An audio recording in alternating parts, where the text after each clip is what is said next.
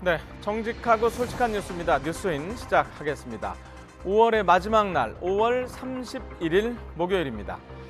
오늘로 6.13 지방선거는요, 딱 2주 앞으로 다가왔습니다. 그래서 오늘 새벽 0시부터 공식 선거운동도 시작됐습니다. 이번 선거를 통해서 앞으로 4년 동안 우리 동네 그리고 우리 지역을 위해서 봉사할 광역단체장, 기초단체장, 광역의원, 그리고 기초의원, 그리고 교육감 등 모두 4,016명의 공직자를 우리 시민들 손으로 직접 뽑게 됩니다. 그리고 동시에요, 서울 송파울 등 12곳의 국회의원 재보궐선거도 이번에 진행이 되는데요. 그동안 솔직히 남북 정상회담 그리고 다가올 미국 정상회담의 선거 자체가 좀 묻혀 있었던 것이 사실입니다. 하지만 지금부터라도 우리 동네에서 누가 어떤 비전과 정책을 가지고 출사표를 던졌는지 꼼꼼하게 따져보셔야 할 것 같습니다. 자, 오늘 첫 소식은 선거 전에 뛰어든 각 당의 움직임부터 보도록 하겠습니다. 국회 연결합니다. 임성우 기자. 네, 국회입니다. 자, 선거전이 시작이 되자마자 여야 각 당 지도부도 아마도 본격적으로 지원 유세를 시작을 했을 텐데요. 어느 지역부터 시작했는지 정리를 해주시죠. 네, 먼저 여당인 더불어민주당은 지방선거 최대 승부처인 수도권에 첫 유세를 집중하고 있습니다.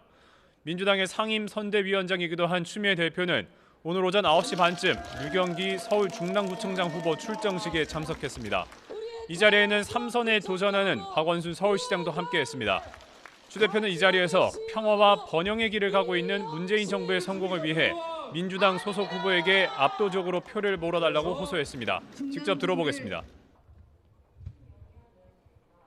지난 9년간 격초의 적폐를 쌓아놓은 자유한국당이 이렇게 일 잘하는 문재인 정부를 발목을 꺾어놓겠다고 합니다. 지방선거에 압도적으로 승리하는 것만이 문재인 정부를 더욱 일 잘하게 만드는 것입니다, 여러분. 민주당 지도부는 오후에는 인천과 경기도 수원을 차례로 방문하며 선거운동 첫날 수도권 표심을 다지는 데 집중할 방침입니다. 이에 질세라 자유한국당 홍준표 대표는 대국민 기자회견으로 맞불을 놨습니다. 기자회견에서 홍 대표는 국민 소득은 줄고 경제 성장의 엔진이 꺼졌는데도 문재인 정부가 거짓된 지지율에 취해 폭주하고 있다고 주장했습니다. 이 정권은 자신들의 삶을 챙기는 데만 그 어느 정권보다 탁월한 재주를 보이고 있습니다. 아무리 비리가 많고 나쁜 짓을 많이 했어도 정권과 코드만 맞으면 장차관에 임명을 했습니다. 그러면서 홍 대표는 한국당이 개혁과 혁신을 통해 환골 탈퇴했다며 문재인 정부 견제를 위해 이번 지방선거에서 한국당에 힘을 실어달라고 호소했습니다. 기자회견을 마친 뒤 홍 대표는 김문수 서울시장 후보 출정식에 참석하고 곧장 1박 2일 동안의 경부선 유세에 돌입했습니다. 오늘은 충남 천안을 거쳐서 부산으로 향하는데요. 충남에서는 민주당 소속 안희정 전 충남지사의 스캔들로 어수선해진 민심을 파고들고 부산에서는 전통 지지층의 표심을 확보해야 한다는 방침입니다. 네, 먼저 여당 그리고 제1야당의 일정부터 전해주셨는데요. 다른 야당의 유세 일정은 어떻게 됩니까? 네, 먼저 바른미래당 지도부는 영남과 호남을 동시에 노리는 이른바 쌍끌이 방식으로 유세를 시작했습니다. 유승민 공동대표가 오늘 대구와 포항에서 지원 유세를 벌이고 호남계인 박주성 공동대표는 광주와 전남에서 지원 유세를 벌입니다. 민주평화당도 호남에 온 힘을 쏟고 있습니다. 현역 국회의원들과 지역위원장으로 이른바 민생평화유세단을 꾸려서 오늘 오후에 광주와 전북 전주, 전남 목포 등지를 누빌 예정입니다. 정의당도 오늘 오전에 중앙선대위를 출범시키고 이정미 심상정 공동선대위원장이 인천과 경기를, 또 노회찬 공동선대위원장이 경남 창원과 부산을 맡아서 지원 유세를 벌일 계획입니다. 네, 앞서 말씀을 드린 대로 이번 지방선거에서는 12곳의 국회의원 재보궐선거도 함께 치러지는데요. 그 결과에 따라서 더불어민주당과 자유한국당 가운데 누가 원내 1당을 차지할지가 결정이 되는 거겠죠? 네, 그렇습니다. 말씀하신 대로 이 수도권과 충청, 또 영남과 호남 등 모두 12개 지역에서 의원 재보선이 치러지는데요. 현재 여당인 민주당이 원내에서 118석, 또 한국당이 113석으로 의석 차이가 5석에 불과합니다. 현재 최근 각종 여론조사에서 우위를 보이는 민주당은 수도권과 호남, 또 충청 일부에서 안정권이라고 보고 9석 이상을 확보할 것으로 내다보고 있습니다. 또 한국당은 한국당대로 소속 의원이 있던 충청 지역과 경북 김천 등 최소 4곳에서 의원들이 당선될 수 있다고 보고 있습니다. 20대 국회 하반기 국회의장과 주요 상임위원장이 원내 일당의 몫이 되는 만큼 이번 재보선에도 두 당이 사활을 걸고 맞붙고 있습니다. 지금까지 국회에서 YTN 임성호입니다.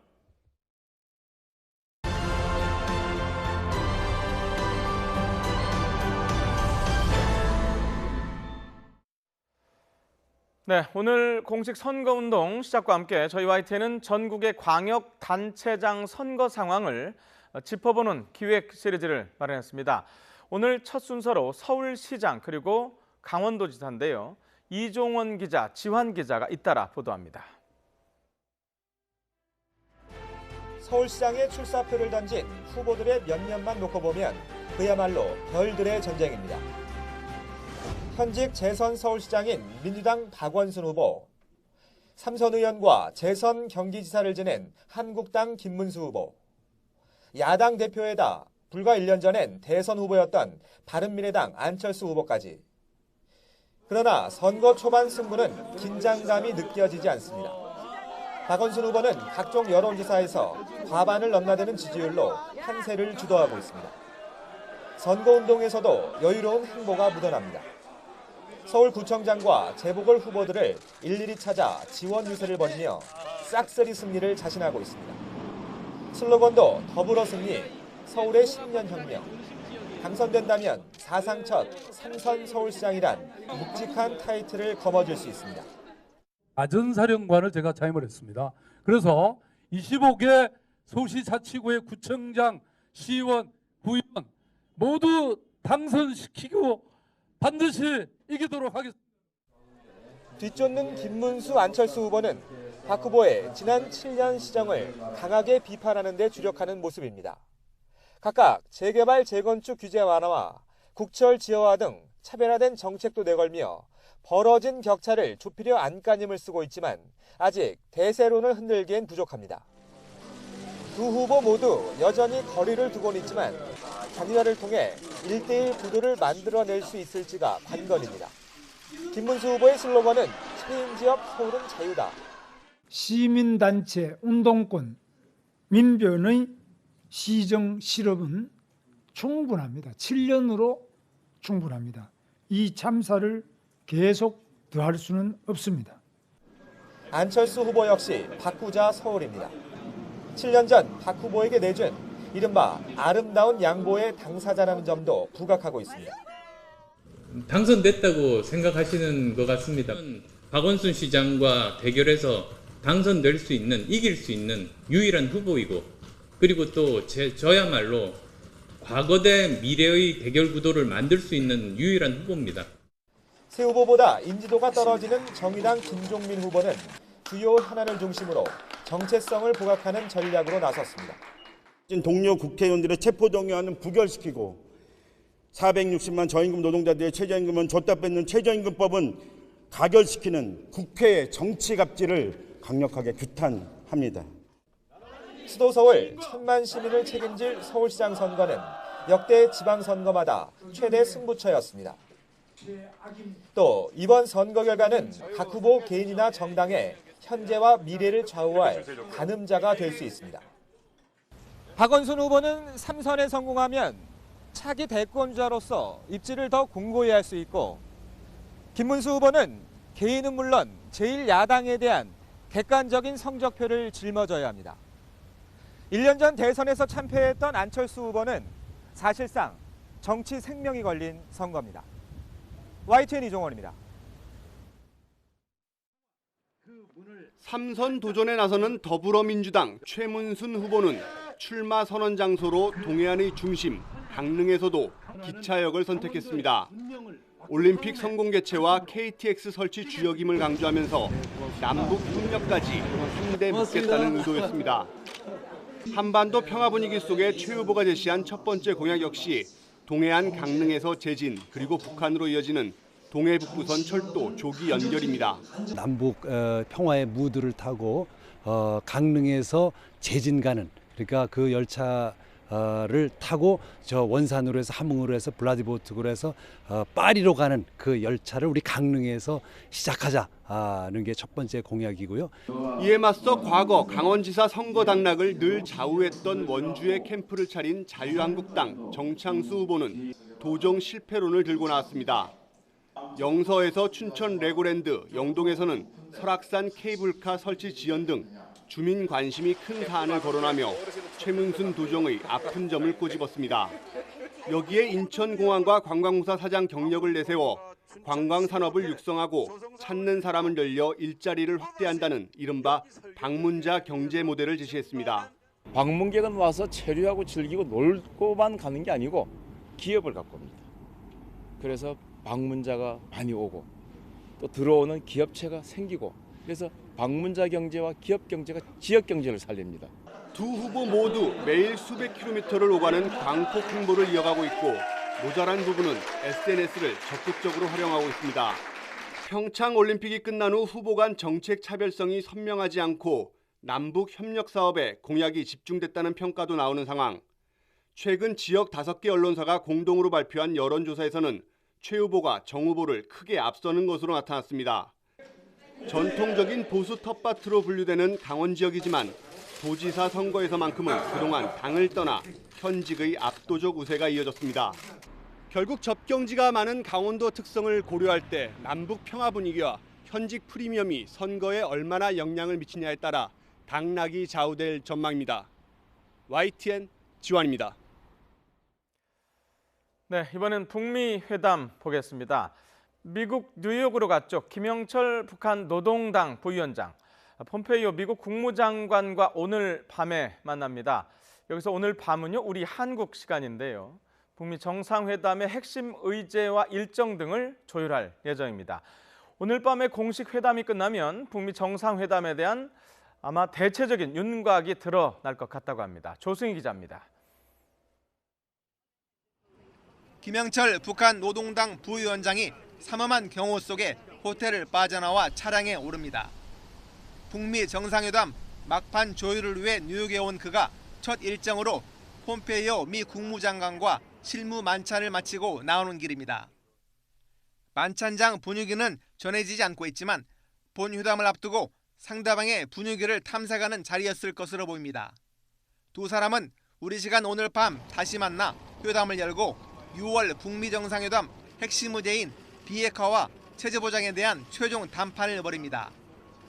세라 샌더스 백악관 대변인은 브리핑에서 회담 일정으로 하루가 꽉 찰 것이라며 마라톤 회담 가능성을 내비쳤습니다. 정상들의 의중을 꿰뚫고 있는 최측근들인 만큼 큰 틀의 합의가 이루어질 수도 있을 것이란 관측이 나오고 있습니다. 성과를 거두자니까 왔겠죠. 예? 예. 뭐 다 좋게 하자니까, 좋은 결과물을 이루가자니까 왔을 거고. 회담의 핵심은 비핵화 로드맵에 대한 이견을 어떻게 좁히느냐인데 오늘 밤 회담 결과에 따라 북미 정상회담의 운명이 결정될 전망입니다. 이른바 빅딜에 합의할 경우 트럼프 대통령과 김정은 위원장의 극적인 만남은 예정대로 이루어질 가능성이 큽니다. 일각에선 협상이 잘 진행될 경우 김 부위원장이 워싱턴으로 이동해 트럼프 대통령을 면담하고 김정은 위원장의 친서를 전달할 수도 있다는 관측도 나오고 있습니다. YTN 조승입니다. 네, 관련해서 마이크 폼페이오 미국 국무장관이 현지 시간으로는 내일 오후 2시 15분입니다. 그리고 우리 시간으로는 내일 새벽 3시 15분인데요. 미국 뉴욕 팰리스 호텔에서 기자회견을 한다고 미국 국무부가 밝혔습니다.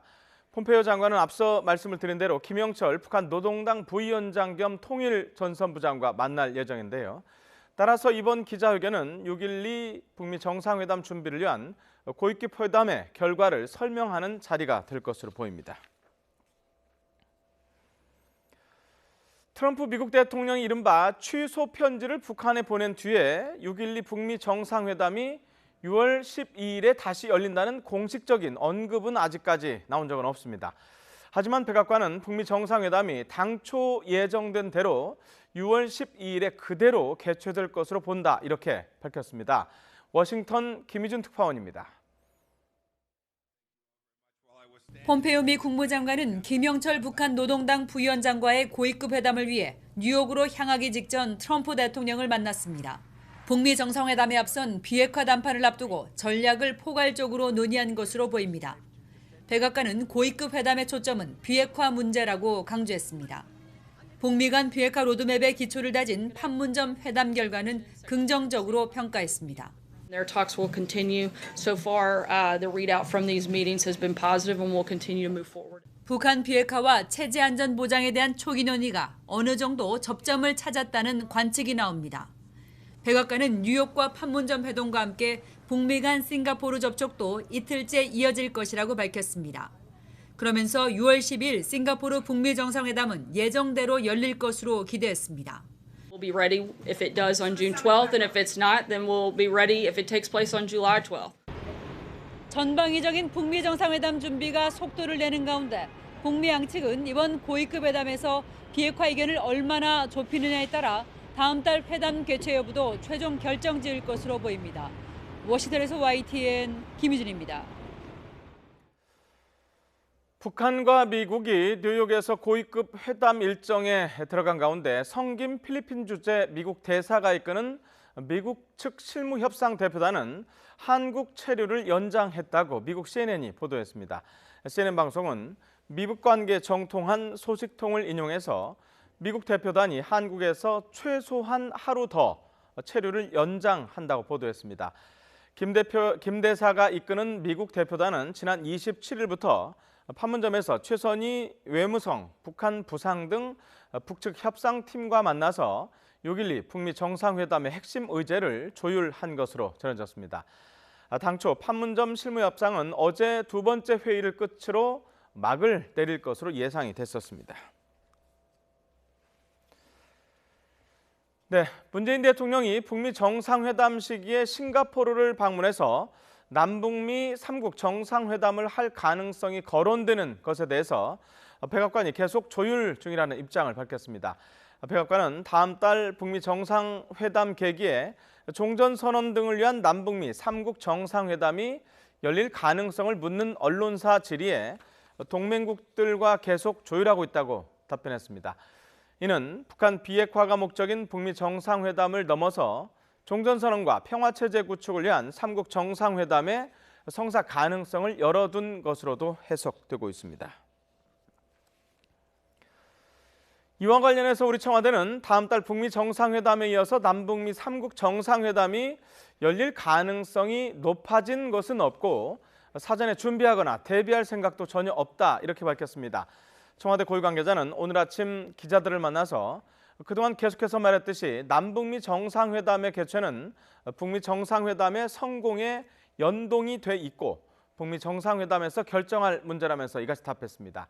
청와대는 어제 싱가포르 현지에 행정관급 직원들을 파견한 사실이 보도되면서 남북미 3자 회담에 대한 실무적 준비에 착수한 게 아니냐는 관측이 나오자 7월로 예정된 문 대통령의 싱가포르 방문 일정 조율 때문이지 다음 달 남북미 회담과는 무관하다 이렇게 해명했습니다. 북미 정상회담을 앞두고 철저히 준비해야 할 문제 중 하나가 김정은 국무위원장의 현지 경호입니다. 우리가 남북 정상회담 때 보고 깜짝 놀랐던 V자 경호가 재현될까요? 김정은 국무위원장이 계단을 내려오는 순간 북한 경호원들이 그 주변을 에워쌉니다. 순식간에 V자 대형을 만들어 철통 경호합니다. 김 위원장이 차에 올라타자마자 역시 V자로 에워싸는데요. 차량 속도가 빨라지자 함께 속도를 올리며 900m를 경호합니다. 그 와중에 발까지 딱딱 맞춥니다. 이들은 지난 2월 김여정 부부장이 왔을 때에도 양복에 선글라스 차림으로 경호에 나섰던 974 부대 소속입니다. 190cm가 훨씬 넘는 훤칠한 키에 건장한 체격이 눈에 띄는데요. 대부분 북한 고위급 출신 자제들입니다. 출신 성분의 체격 조건까지 깐깐하게 따져 중학교를 졸업할 무렵 미리 선발해서 보도에 특수 교육을 한다는데요. 그만큼 처우도 상당한 것으로 알려졌습니다. 북한 김정은 위원장의 경호는 크게 두 갈래로 나뉘는데요. 앞서 보신 974 부대는 김정은의 근접 경호를 맡고요. 963 부대는 김 위원장이 방문할 예정 지역에 미리 병력을 보내서 수색하고 당일날에는 외곽 경호를 수행합니다. 그렇다면 다음 달 싱가포르에서 열릴 북미 정상회담에서 김정은 위원장의 경호는 어떻게 이루어질까요? 지난 3월 중국 방문 때가 좋은 예가 될 것 같습니다. 북한 경호원들도 물론 함께 갔고 중국 공안의 최고 수준의 호의도 받았습니다. 영위하는 최고 용도 자동차께서와 리설존 요사께서 타신 자동차 행렬은 21대의 모토치클의 호의를 받으며 낚시터 국빈관으로 향했습니다. 국제 관례에 따라 행사 개최국인 싱가포르 경찰력의 도움을 받을 가능성도 있고요. 미국 백악관 비밀 경호국이 공조할 거란 관측도 나오고 있습니다. 네, 내일은 남북 고위급 회담이 예정돼 있습니다. 우리 측 대표단 가운데 산림청의 차장이 교체 대표로 이름을 올려서 눈길을 끌고 있는데요. 정식 대표단은 아니지만은 산림 협력과 관련한 논의가 나올 경우에 참여할 예정이라고 합니다. 산불 진압이나 산림 복구 방안을 놓고 논의가 이뤄질지 관심입니다. 김주환 기자입니다. 지난 4월 강원도 고성 동부전선 비무장지대에서 발생한 산불입니다. 강한 바람을 타고 남하한 산불은 군사정전이 승인을 받아 비무장지대 남측 구역에 진입한 산림청 헬기 등에 의해 가까스로 진화됐습니다. 산불이 비무장지대 주변에서 시작될 경우 초동 대처의 어려움 때문에 큰 피해를 불러오고 있습니다. 쥐뢰 등 각종 위험 때문에 접근이 어려워 소방 헬기가 효과적이지만 전방 지역이라는 특수성 때문에 초기 진압이 쉽지 않은 겁니다. 정부 등에 따라 비무장지대 내 산불 발생 시 소방 헬기를 투입하는 방안을 북측과 협의하는 것을 검토하고 있는 것으로 전해졌습니다. 이와 함께 북측의 산림 복구를 지원하는 방안도 관심 사안입니다. 무분별한 벌목과 개간, 이에 따른 홍수 등 자연재해로 지금까지 899만 헥타르의 북한 산림 면적 가운데 40%가량이 황폐화된 것으로 알려져 있습니다. 산림 황폐화는 북한 주민의 삶과 안전에도 직결되는 문제로 김정은 위원장도 취임 이후 이른바 산림 복구 전투를 국가적 사업으로 추진하도록 독려하고 있는 상황입니다. 남과 북의 산림 협력 분야는 유엔의 제재 대상에도 포함되지 않아 큰 부담 없이 이른 시일 내에 추진될 수 있습니다. 산불 진압과 산림 복구를 앞세워 남북이 서로 상생할 수 있는 방안을 찾을 수 있을지 관심을 모으고 있습니다. YTN 김주환입니다.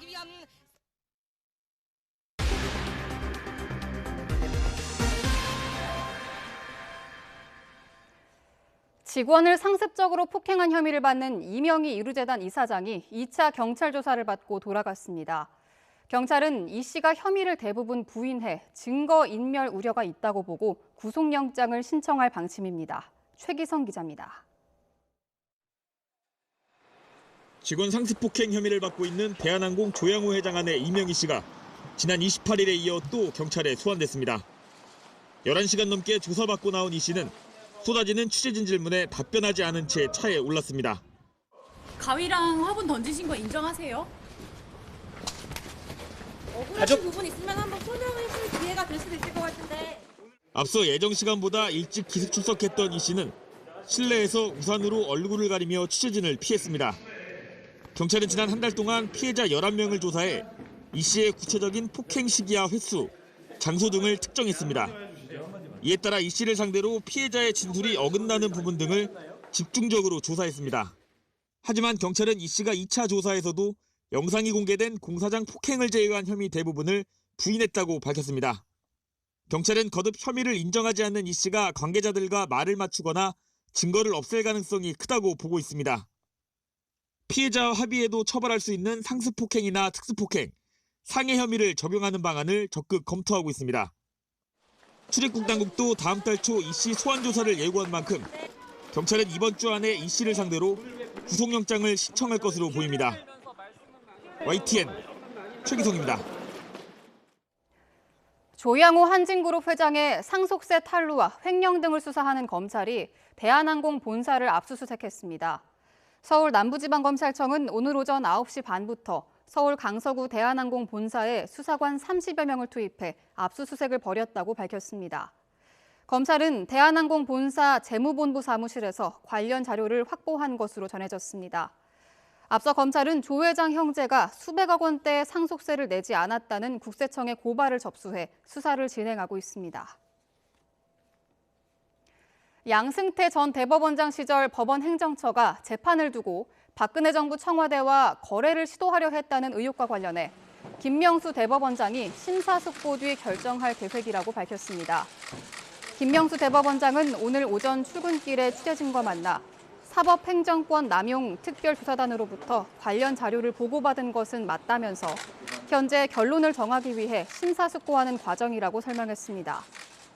또 어제 KTX 해고 승무원들이 대법원장 비서실장과의 면담 자리에서 KTX 사건에 대한 직권 재심을 요구한 것 등에 대해서도 나중에 한꺼번에 말하겠다고 말을 아꼈습니다.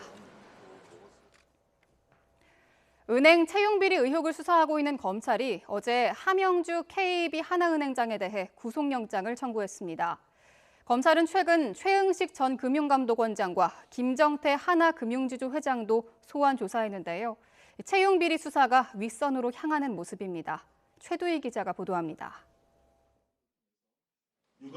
검찰이 함영주 KB 하나은행장에게 적용한 혐의는 업무방해와 남녀고용평등법 위반입니다.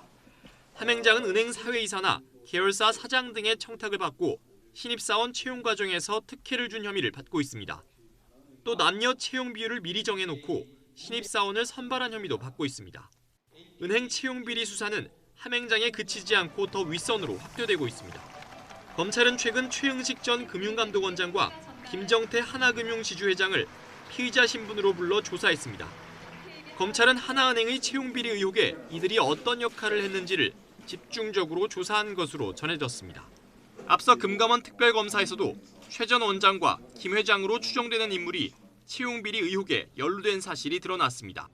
최 전 원장은 하나금융 부사장 시절 추천한 지원자의 점수가 기준에 못 미쳤는데도 합격했다는 의혹을 받고 있습니다. 김 회장은 추천자 명단이 담긴 VIP 리스트에 회라는 표현이 등장하는데 이게 김 회장으로 추정된다고 금감원은 밝혔습니다. 추천 내용에 최응식 부사장 추천으로 표기된 지원자가 있었습니다. 확인하겠습니다. 서류 전형 점수가 418점으로 합격 기준 419점에 1점 미달하였으나 서류 전형을 통과하여 이후에 최종 합격되었습니다. 함행장의 구속 여부를 결정짓는 구속 전 피의자 신문은 내일 오후 열립니다. 이미 하나은행 인사 담당자들은 지난달 구속돼 재판에 넘겨진 가운데 함행장의 영장 발부 여부가 윗선으로 수사가 확대될지를 판가름하는 변곡점이 될 전망입니다. YTN 최두입니다. 회사 차원에서 벌인 노조 와해 공작에 관여한 혐의를 받는 박상범 전 삼성전자 서비스 대표의 구속 여부가 이르면 오늘 결정됩니다. 서울중앙지방법원은 오늘 오전 10시 30분부터 노조법 위반 혐의로 박 전 대표에 대한 구속 전 피의자 신문을 진행했습니다. 법정으로 향하던 박 전 대표는 삼성 수뇌부가 노조 와해 공작을 지시했느냐는 질문을 듣고 잠시 발걸음을 멈췄지만 답 없이 들어갔습니다. 박 전 대표는 삼성전자 서비스 최고 경영자로서 지난 2013년 7월부터 2015년 12월까지 노조 와해 공작인 이른바 그린화 작업을 지시한 혐의를 받고 있습니다. 침대 매트리스에서 방사성 물질인 라돈이 검출된 것과 관련해 지난주 의사협회에 이어 오늘은 시민단체가 원자력안전위원회를 검찰에 고발했습니다. 소비자주권시민회의는 오늘 오전 서울중앙지검에 직무 유기 혐의로 원자력안전위원회와 강정민 위원장에 대한 고발장을 냈습니다. 이 단체는 방사선으로 인한 국민의 건강과 생명 안전에 관한 사무를 관장하는 원자력안전위원회가 적극적인 노력을 했다면 라돈 침대 사태는 사전에 막을 수 있었다고 주장했습니다. 우리나라 경제 성장세가 완만한 흐름을 유지하면서도 속도가 저하되고 있다는 국책연구기관의 전망이 나왔습니다. 한국개발연구원 KDI는 내년 경제 성장률을 올해보다 0.2%포인트 떨어진 2.7%로 예상하면서 강도 높은 구조 개혁을 촉구했습니다. 차유정 기자입니다.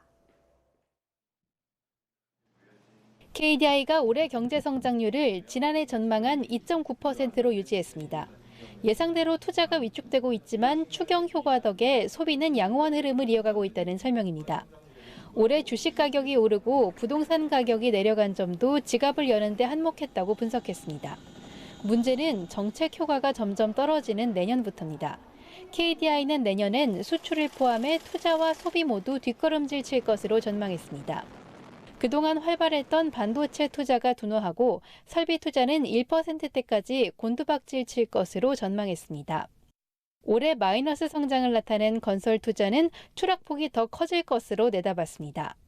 제조업 구조조정 여파와 서비스업 경기 부진으로 고용 상황도 나아지지 못하면서 내년 성장률은 올해보다 0.2%포인트 떨어진 2.7%에 머무를 것으로 예측됐습니다.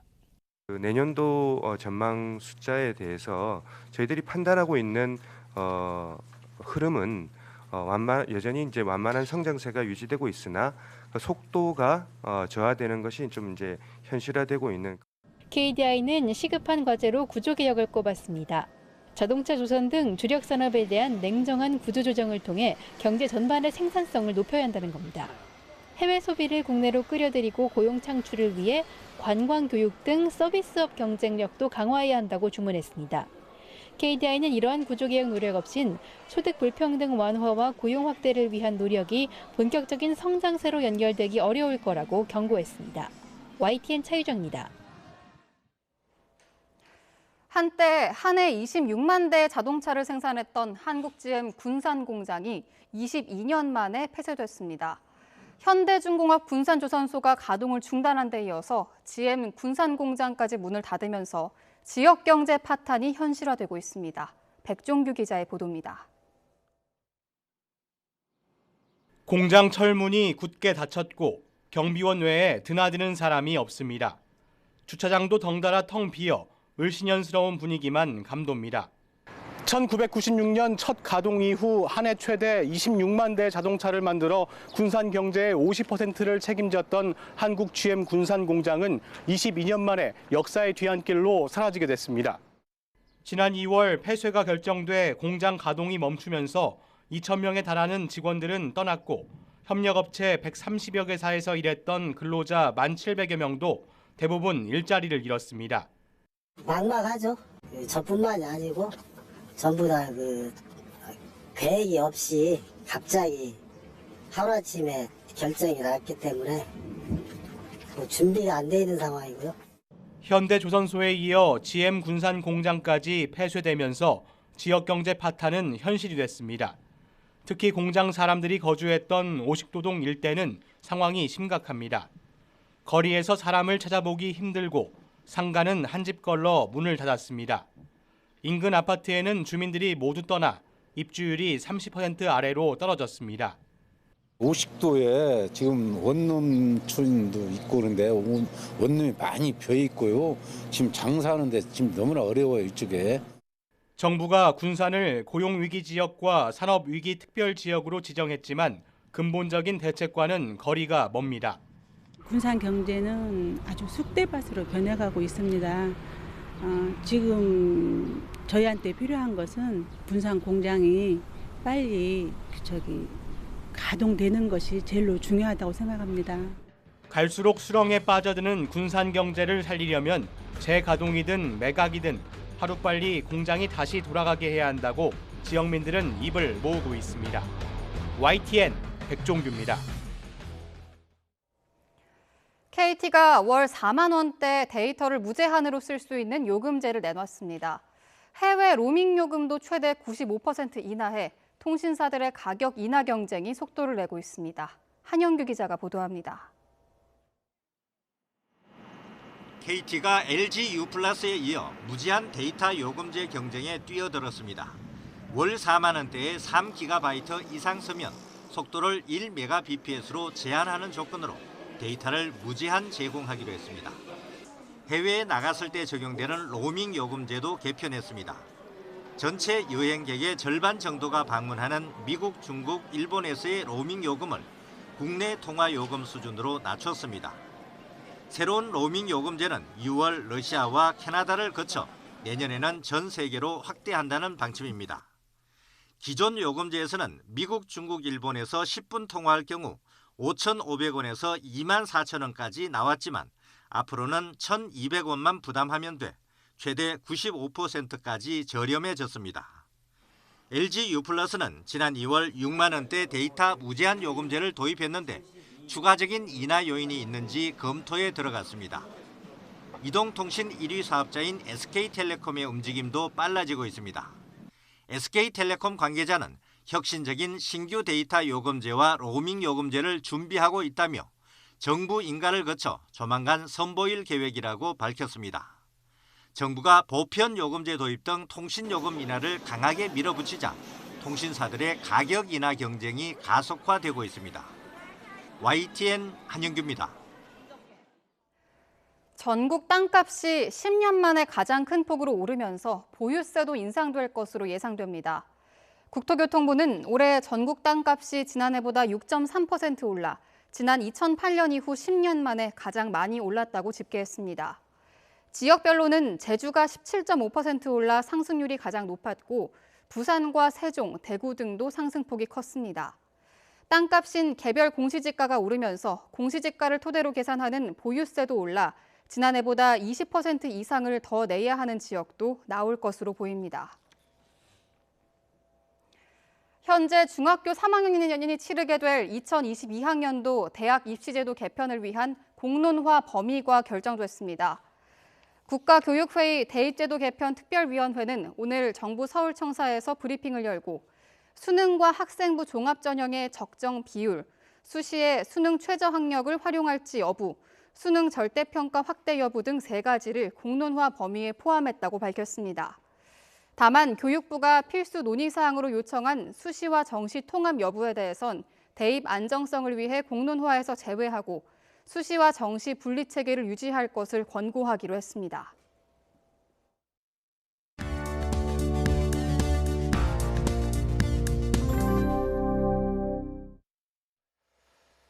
네, 내일입니다. 6월 1일 판문점 평화의 집에서 남북 고위급 회담이 열리는데요. 주목할 만한 의제는 무엇인지 그리고 이후에 어떤 논의가 이어질지 전문가 두 분과 함께 얘기 나눠보겠습니다. 문성묵 한국국가전략연구원의 통일전략센터장님 나오셨고요. 김용현 동국대 북한학과 교수님 나오셨습니다. 어서 오십시오. 안녕하십니까.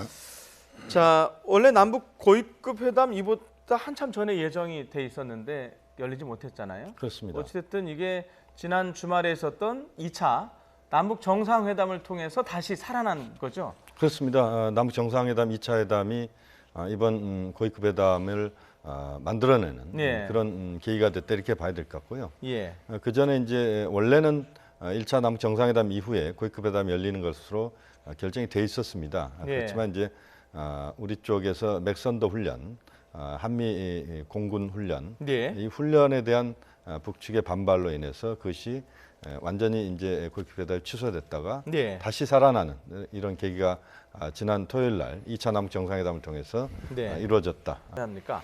예, 지금 보면 우리 측은 조명균 장관, 네. 북측은 리선권 조평통 위원장이 이제 각각 네.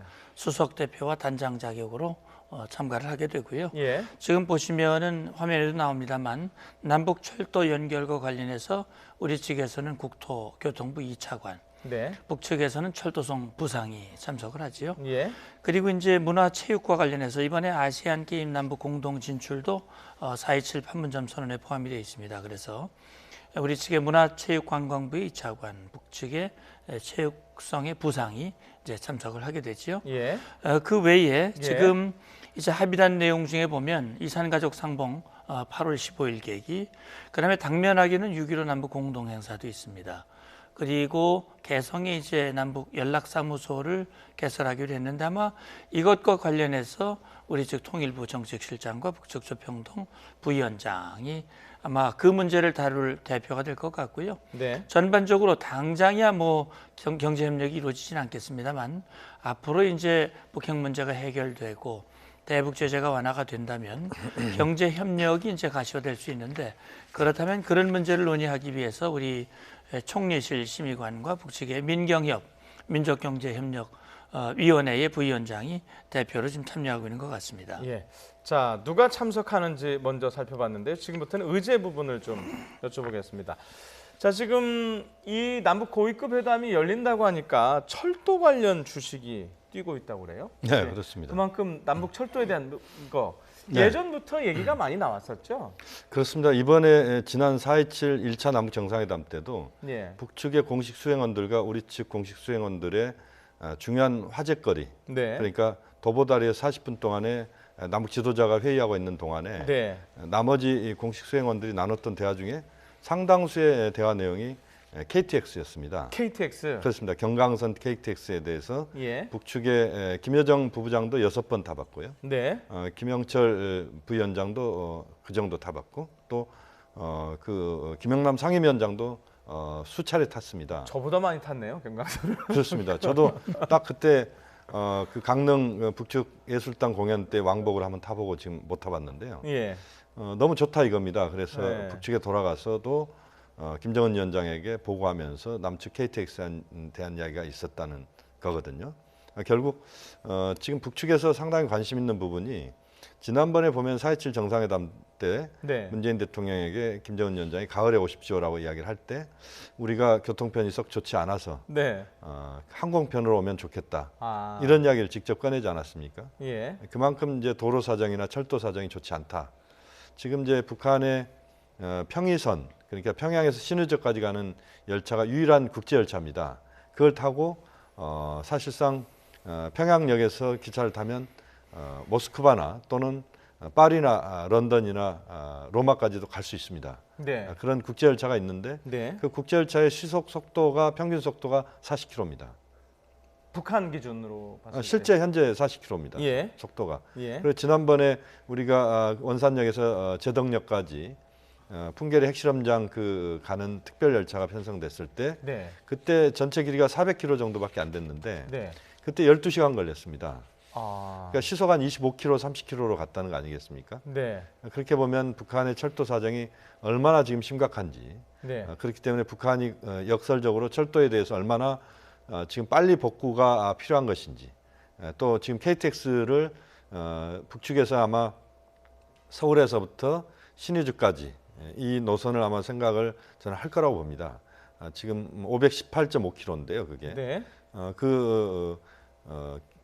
경의선, 네. 그 KTX도 현재는 지금 경의선이 구선로가 지금 작동하고 있습니다만 새로운 선로를 놔서 KTX를 연결하자라고 하는 이야기가 아마 중장기적으로 나오지 않을까. 내일 회담에서도 그런 이야기가 공식화되기는 어려울 수도 있지만 나오지 않을까 하는 생각입니다. 예. 4.27 판문점 선언에도 그러니까 철도와 도로 연결에 대한 내용이 뭐 구체적이긴 않지만 크게 큰 제목으로 들어가 있는 거죠. 그럼요. 이제 그 첫 번째 남북 교류 협력과 관련해서 첫 번째 조항이 이제 그 내용인데 마지막 부분에 보면 당면하게 이제 경의선과 동해선 네. 일대의 철도와 도로를 연결한다. 그리고 현대화한다라고 하는 부분이 나와 있습니다. 그러니까 말씀하신 대로 저도 과거에 남북 군사실무회담을 하면서 북측과 비무장지대의 일부 구역을 열어서 일본 국도와 단계가 된다면 그건 역시 국제사회와의 협의, 특히 북핵 문제의 진전, 제재 해제 이런 것과 이제 연관이 되겠지요. 그래서 사실은 철도가 연결되고 현대화되는 것도 중요하지만 네. 연결만 하면 뭐 합니까?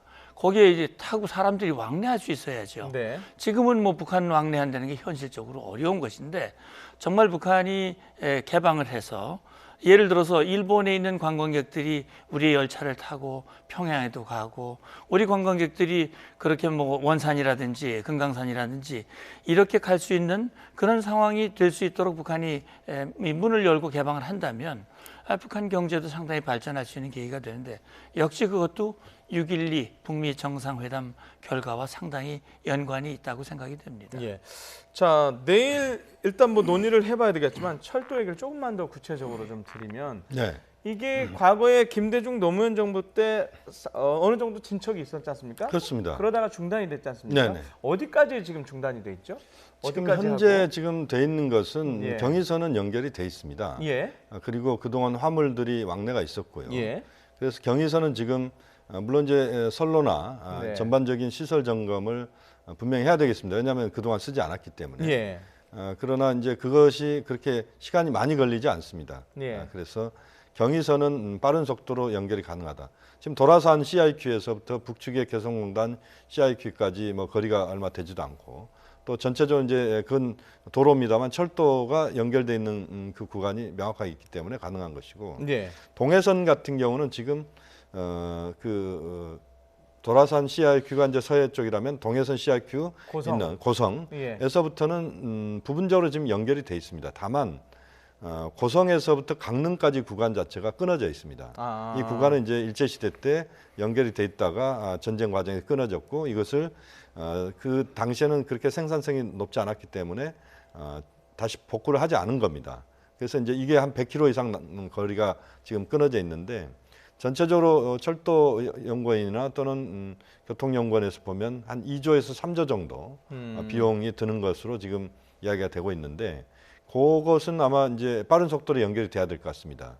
그 다음에 이제 지금 남아 있는 게 또 뭐냐면 경원선입니다. 네. 경원선도 우리 구간은 일부 지금 그 박근혜 정부 때도 뭔가 좀 행사를 하기도 하고 그랬었습니다. 그렇지만 경원선이 지금 끊어져 있기 때문에 그걸 연결하는 문제도 앞으로 그 남북 간의 협의가 이루어져야 되는데 북한에서 우선 제일 관심 있는 부분은 동해선입니다. 동해선. 그 다음에 이제 관심 있는 것이 경의선. 예. 그 다음에 경원선은 북한이 아직까지 관심을 보이고 있지는 않습니다. 경원선은 이제 현재로서는 그렇게 그 남북 간의 차원에서 그렇게 생산성이 높다 이렇게 보기는 어렵지만 장기적으로 보면 경원선이 연결되면 거기에서 경원선의 중간 기착지가 이제 철원에서부터 금강산까지가 금강산선이 또 있습니다. 이 금강산선도 지금 끊어져 있고 지금 다 파괴가 됐다 이렇게 봐야 되는데 이것들이 연결되면 이제 사실상 서해축, 동해축, 그 다음에 가운데 DMZ축이 연결되는 것이죠. 그렇게 보면 이제 전체적으로 철도는 연결이 다 마무리된다 이렇게 보실 수 있습니다. 예, 조금 더 들어가서요. 연결도 중요하지만 지금 아까 말씀하셨을 때 북한 철도 뭐 시속 30km, 40km 거기에 KTX가 만약에 달릴 수는 없지 않습니까? 그럼요. 그러면 그거를 뭐 연결하는 게 아니고 그 기존에 있는 철로에 대한 뭐랄까요? 개선, 현대화 이 작업이 들어가야 되는 거 아닙니까? 그렇죠. 궁극적으로는. 예. 그게 아까 말씀하신 이게 지금 대북 제재와 어떤 영향이 있을 것이냐는 말씀하셨는데 네. 조금 더 구체적으로 설명을 해주시면. 예, 그러니까 지금 이제 철도라든지 도로라든지 이런 것들은 기반 시설이고 네. 북한 주민의 복지 인권과 관련된 사안이기 때문에 유엔 네. 안보리에서도 일단 예외 조항으로 분류하고 있는 걸로 알고는 있습니다. 그러나 이제 그것이 본격적으로 예를 들어서 지금 기존의 선로에 우리 KTX가 달리기는 현실적으로 어려울 거예요. 예. 그래서 아마 KTX가 달리게 한다면 새로 철도를 부설하는, 우리도 지금 경부선 KTX 만들었지만 기존 선로는 그대로 있고 새롭게 직선으로 이 KTX 선로를 새로 부설을 했거든요. 네. 그리고 사실은 철로만 현대화한다고 해서 달릴 수 있는 게 아니고 중요한 건 전기입니다. 네. 지금 북한 열차가 제대로 달리지 못하는 근본 이유는 선로와 이 기관차에도 문제가 있지만 전기 이게 공급이 제대로 안 된다는 거예요. 자, 기차 한 대가 지금 달리려면은 네. 같이 힘을 합쳐줘야 될 게 한두 가지가 아니에요. 그럼요. 그러니까 지금 예를 들어서 뭐 네. 평양에서 저쪽 원산 쪽으로 달리거나 아니면 함흥 쪽으로 가려면 철로는 있지만 한 번 가는데 뭐 북한 주민들 얘기 들어보면 하루가 걸릴지 이틀이 걸릴지 가다가 섰다. 그 왜냐하면 전기가 공급이 안 되니까 네. 그런 부분이거든요. 그래서 지금 유엔 안보리 제재 결의의 문제는 북한이 얼마나 핵 문제에 대해 성의를 가지고 폐기를 하고 그것이 제재 해제까지 연결될 수 있느냐 하는 것이, 그게 이제 철도 현대화뿐만 아니라 북한의 이제 전력 시설 같은 게 제대로 돼야 되거든요. 그런 부분들, 사실은 전력 발전만 되는 게 문제가 아니라 송전과 배전도 다 완전히 시설들이 제대로 안 돼 가지고 네. 송전 과정에서 다 이 누전되는 부분들이 너무나 많아서 전반적으로 다 뜯어 고쳐야 하는, 새롭게 건설해야 하는 그런 수준으로 지금 돼야 됩니다. 그런 차원에서 김정은 위원장이 결단이 필요한 것이죠. 예, 알겠습니다. 들어보니까 철도 얘기는 상당히 관심도 많고 좀 복잡한데 저희가 철도 부분은 나중에 또 이제 철도 직접 전문가를 한번 모셔서 또 들어보도록 하고요. 자, 이산가족 상봉과 네. 관련한 것도 내일 논의가 되겠죠? 그렇습니다. 이건 뭐 반드시 논의가 돼야 되는 부분입니다. 네, 지난번에 합의문에 포함이 돼 있었습니다. 그렇습니다. 합의문에 포함이 돼 있기도 하고 네. 이산가족 상봉은 굉장히 우리에겐 굉장히 절박한 지금 그렇죠. 상황입니다. 예. 왜냐하면 이산가족 그 상봉을 신청한 분들이 한 6만 명 정도 되는데 그 중에 절반 이상이 이미 사망을 했습니다. 현재 한 3만 명이 넘지 않는 숫자가 그 지금 생존해 계시는데 네. 그분들의 평균 연령이 81세가 넘습니다. 네. 그래서 1년에 한 5,000분에서 6,000분 정도가 지금 사망하고 계시는데 네. 문재인 정부가 지금 2022년 5월 9일까지인데 그때까지 지금 우리가 그 예상을 해보면 10,000명 단위 이하로 떨어집니다. 이제 이산 1세대는 그러니까 1세대가? 신청한 1세대는 예. 남측에서 한 1만 명 단위 이하로 떨어진다는 것이죠. 그러면 그때부터 사실은 이산 1세대 상봉은 불가능하다 이렇게 보시면 됩니다. 지금도 이산 1세대 상봉이 거의 이루어지지 않고 있습니다. 왜냐하면 그 금강산까지 가는 것도 문제고 네. 또 실제 이산 1세대들이 만날 수 있는 그런 상황들이 지금 계속 어려워지고 있는 상황입니다. 세월이 너무 많이 흘러가지고 또 연세를 드셔서 실제 이산 1세대들이 만남이 굉장히 좀 적고 또 보면 이산가족 상봉 지난번에 할 때도 보시면 알겠지만 그야말로 감동적인 상봉들이 이제 별로 없습니다. 왜냐하면 이제는 삼촌과 조카 또는 뭐 고모와 조카 촌수가 좀 멀어집니다. 예. 이제 형제 자매 만남 또는 부모의 만남은 사실상 거의 지금 없어지고 있다. 그래서 이제 세월이 흘렀기 때문에 그렇게 가는 것이죠. 네. 그런 차원에서 보면 이산 1세대의 상봉을 문재인 대통령이 지난 대선 때 공약하기를 자신의 임기 내에 이산 1세대의 상봉, 모든 신청한 이산 가족은 상봉을 완료시키겠다. 이게 그 공약이었습니다. 네. 그 공약을 달성하려면 이산가족 상봉을 뭐 한두 차례 시범적으로 한다거나 이런 거 가지고는 사실 되지 않습니다. 그래서 지금부터는 이번 회담에서부터는 이산가족 상봉을 얼마나 체계적으로 그리고 어떤 수단을 써서 그리고 어떻게 많이 만날 수 있는 여러 가지 방법들을 다 같이 모색을 해야 된다 이렇게 봐야 됩니다. 예, 그러니까 뭐 예를 들면 1년에 한두 번 가뭄에 콩나 하는 게 아니고 뭐 한 그렇습니다. 달에 몇 번씩 하든지 뭐 그렇습니다. 일주일에 몇 번씩 하든지 이런 집중성을 발휘해야 될 것 같은데 자 근데 준비를 하려면 상당히 시간이 많이 걸리지 않습니까? 그럼요. 보통 보면 이산상봉은 보면 예전 같은 경우를 보면 뭐 8.15니 아니면 무슨 뭐 추석이니 이런 때를 계기로 해서 했단 말입니다. 근데 당장 내일이 6월이에요. 네. 준비가 빨리 될까요? 그러니까 말입니다.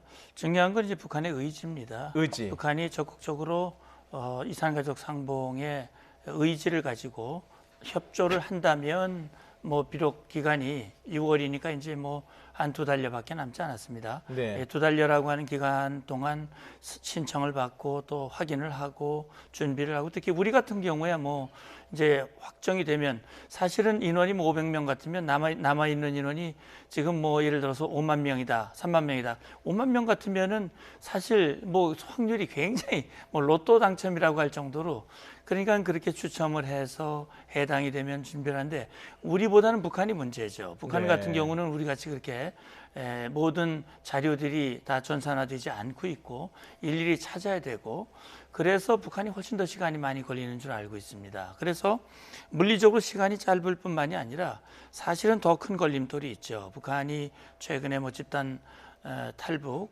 그 북한 여종업원들 문제를 가지고 네. 지금 인도주의적 문제다. 그래서 과거에도 사실은 그 문제를 놓고 이산가족 상봉과 우리가 제안하면 그 문제를 선결해야 된다는 조건으로 얘기했기 때문에 이번 같은 경우 최근에 북한이 그걸 계속 문제를 삼고 있고 네.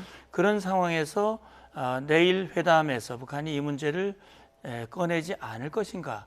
만약에 그걸 꺼내서 그걸 해결해주고 남측이 성의를 보여야 이산가족 상봉이 가능하다라고 다시 종래 입장을 반복한다면 8.15 행사도 현실적으로 매우 어렵게 느껴지는 것이고요. 중요한 것은 사실 이산가족 관련된 분들의 말씀은 상봉 그렇게 한두 번 하는 거 이제는 의미가 없다. 중요한 것은 한 번 만나고 헤어지면 고통이 더 큰데 그래서 결국은 만나고 나서도 이후에 연락이라든지 서신 교환이라든지 생사 확인이라든지 이런 것들이 돼야 되는데 그런 건 아예 접근조차가 되지 않기 때문에 앞으로 적십자 회담을 열어서 아마 제가 볼 때는 내일 회담에서 적십자 회담 개최 문제까지는 혹시 합의가 될지 모르겠지만 적십자 회담에서 북한이 얼마나 진정성을 가지고 호응해 주느냐, 그것이 8.15 이산가족 상봉, 이산가족 문제 해결과 연관이 돼 있다고 봅니다. 예, 좀 전에 말씀을 하셔서 그 탈북 여종업원 얘기, 또 북한이 그 최근에 뭐 관영 매체들을 통해서 얘기를 하고 있고요. 또 한미 군사훈련도 또 문제를 삼았어요. 내일 일단 회담이 열리는데 전체적으로 내일 합의를 보는데 이 문제가 혹시 등장해서 혹시 걸림돌이 되지 않을까 하는 우려들이 있어요. 어떻게 보십니까? 물론 이제 그 우려는 있을 수 있다고 봅니다. 이제 북측에서도 앞으로 8월달에 또 한미 훈련이 또 있거든요. 거기에 대해서 우려하는 이야기를 꺼낸 상황입니다. 그리고 여정원 문제도 역시 마찬가지입니다. 저는 이 문제는 지금 당장 우리가 이 문제를 전면에 내세우고 문제를 푸는 접근법을 찾는다면 사실은 이산가족 상봉이 대단히 어렵게 될 수밖에 없다라고 봅니다. 그렇게 보면 지금 상황에서는 우선은 남북이 지난번에 이산가족 상봉을 합의를 했기 때문에 우선 이산가족 상봉을 합의한 것을 실행에 옮기고 그다음에 여정원 문제나 또 군사훈련 문제나 이 문제는 이번 고위급 회담에서 이것이 주요하게 쟁점이 돼서는 안 된다고 봅니다. 이것은 좀 더 뒤로 좀 미루고 적절한 시점에서 여러 가지 그 가능성들과 타협점들을 찾아야 되지 않겠느냐 하는 생각입니다. 또 한미 군사훈련과 관련된 부분에서는 지금 이제 8월에 열리는 회담인 그 군사훈련인데 지금 2달 전부터 북한 이야기를 꺼내고 있는 건데요. 그 부분에서는 물론 6월 10일 북미 정상회담이 중요한 또 영향을 줄 거라고 봅니다. 그렇지만 좀 더 그 한미 군사훈련을 앞으로 그 우리가 확정적으로 결정한 것이기 때문에 할 수밖에 없는 상황일 것 같습니다만, 그러나 그 과정에서 북한을 최대한 자극하지 않는 또 전략 무기의 전개랄지 이런 것들을 자제하면서 상황 자체를 좀 우리가 유연하게 끌고 가는 그런 지혜도 저는 필요하다. 이런 점에서 좀 더 이 문제는 좀 더 신중하게 남북 간에 또는 남북미 간에 신중한 접근을 해야 된다고 봅니다. 예. 자, 이번에는 윤영찬 청와대 국민소통수석의 발표 내용을 하나 들어볼 텐데요. 그 개성 지역의 남북 공동 연락사무소 설치 관련 의제인데요. 이 관련해서 지난번에 남북 정상회담 이후에 발표한 내용을 먼저 들어보겠습니다. 남과 북은 당국 간 협의를 긴밀히 하고 민간 교류와 협력을 원만히 보장하기 위하여 쌍방 당국자가 상주하는 남북 공동 연락 사무소를 개성 지역에 설치하기로 하였다. 자, 지금 윤영찬 수석이 얘기한 민간 교류와 협력, 이게 경제 협력을 말하는 거죠? 물론 경제 협력도 포함이 되겠죠. 교류와 협력이기 때문에 교류라고 하는 것은 인적 교류, 물적 교류, 뭐 문화 교류 여러 가지 교류가 있습니다. 그러니까 지금 여기서 얘기하는 거는 전반적인 포괄적으로 교류와 협력이거든요. 일단은 아마 교류 정도에서 지금은 가능할 겁니다. 본격적인 협력은 북핵 문제 해결과 연관돼 있다고 봤을 때 어쨌든 이 연락사무소에서 당국자가 상주해서 교류와 관련된 실질적인 연락, 협의 이런 것들을 하고 협력과 관련해서는 앞으로 상황 전개를 봐가면서 어떻게 할 수 있는지 그런 방안들을 함께 연구하고 검토하는 그런 내용이 될 거예요. 사실 우리 시청자 여러분들 중, 우리 국민들 중에는 왜 연락사무소 그러면 연락사무소는 각 측에 하나씩 두는 게 맞는 게 아니냐. 예를 들어서 개성에 둔다면 북측 연락사무소는 문산에 두든지 평양에 두면 서울에 두든지 이게 맞는 거거든요.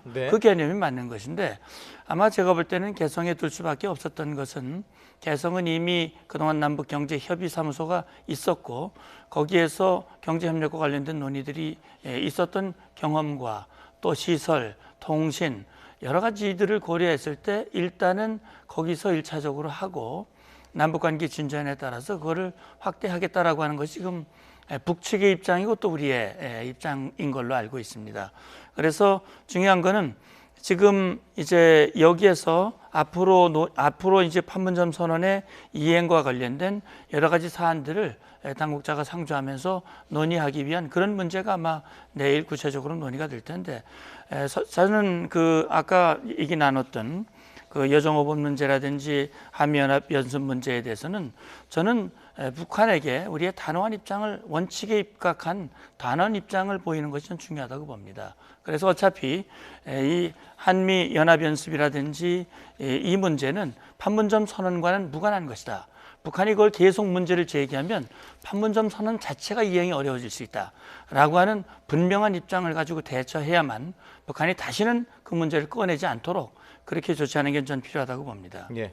자, 남북 고위급 회담은 이 정도에서 말씀을 마무리하고요. 관련해서 지금 미북 정상회담 관련 접촉 보겠습니다. 지금 김영철 부위원장이 이제 뉴욕에 가 있는데 폼페이오 이제 장관을 만날 겁니다. 우리 시간 오늘 밤이라고 그러는데 이미 이제 만찬했죠. 아, 만찬했고. 네네. 지금 제가 뭐 좀 전에 기사를 읽어드렸지만 우리 시간으로 내일 새벽에 지금 기자회견 폼페이오 장관이 잡혀 있어요. 네네네. 3시 15분인가요? 우리 시간으로 아마 그런 네네. 것 같은데 기자회견을 잡아놨다는 거는 뭔가 결과가 좋은 거 아니냐 이런 느낌인데요. 어떠세요?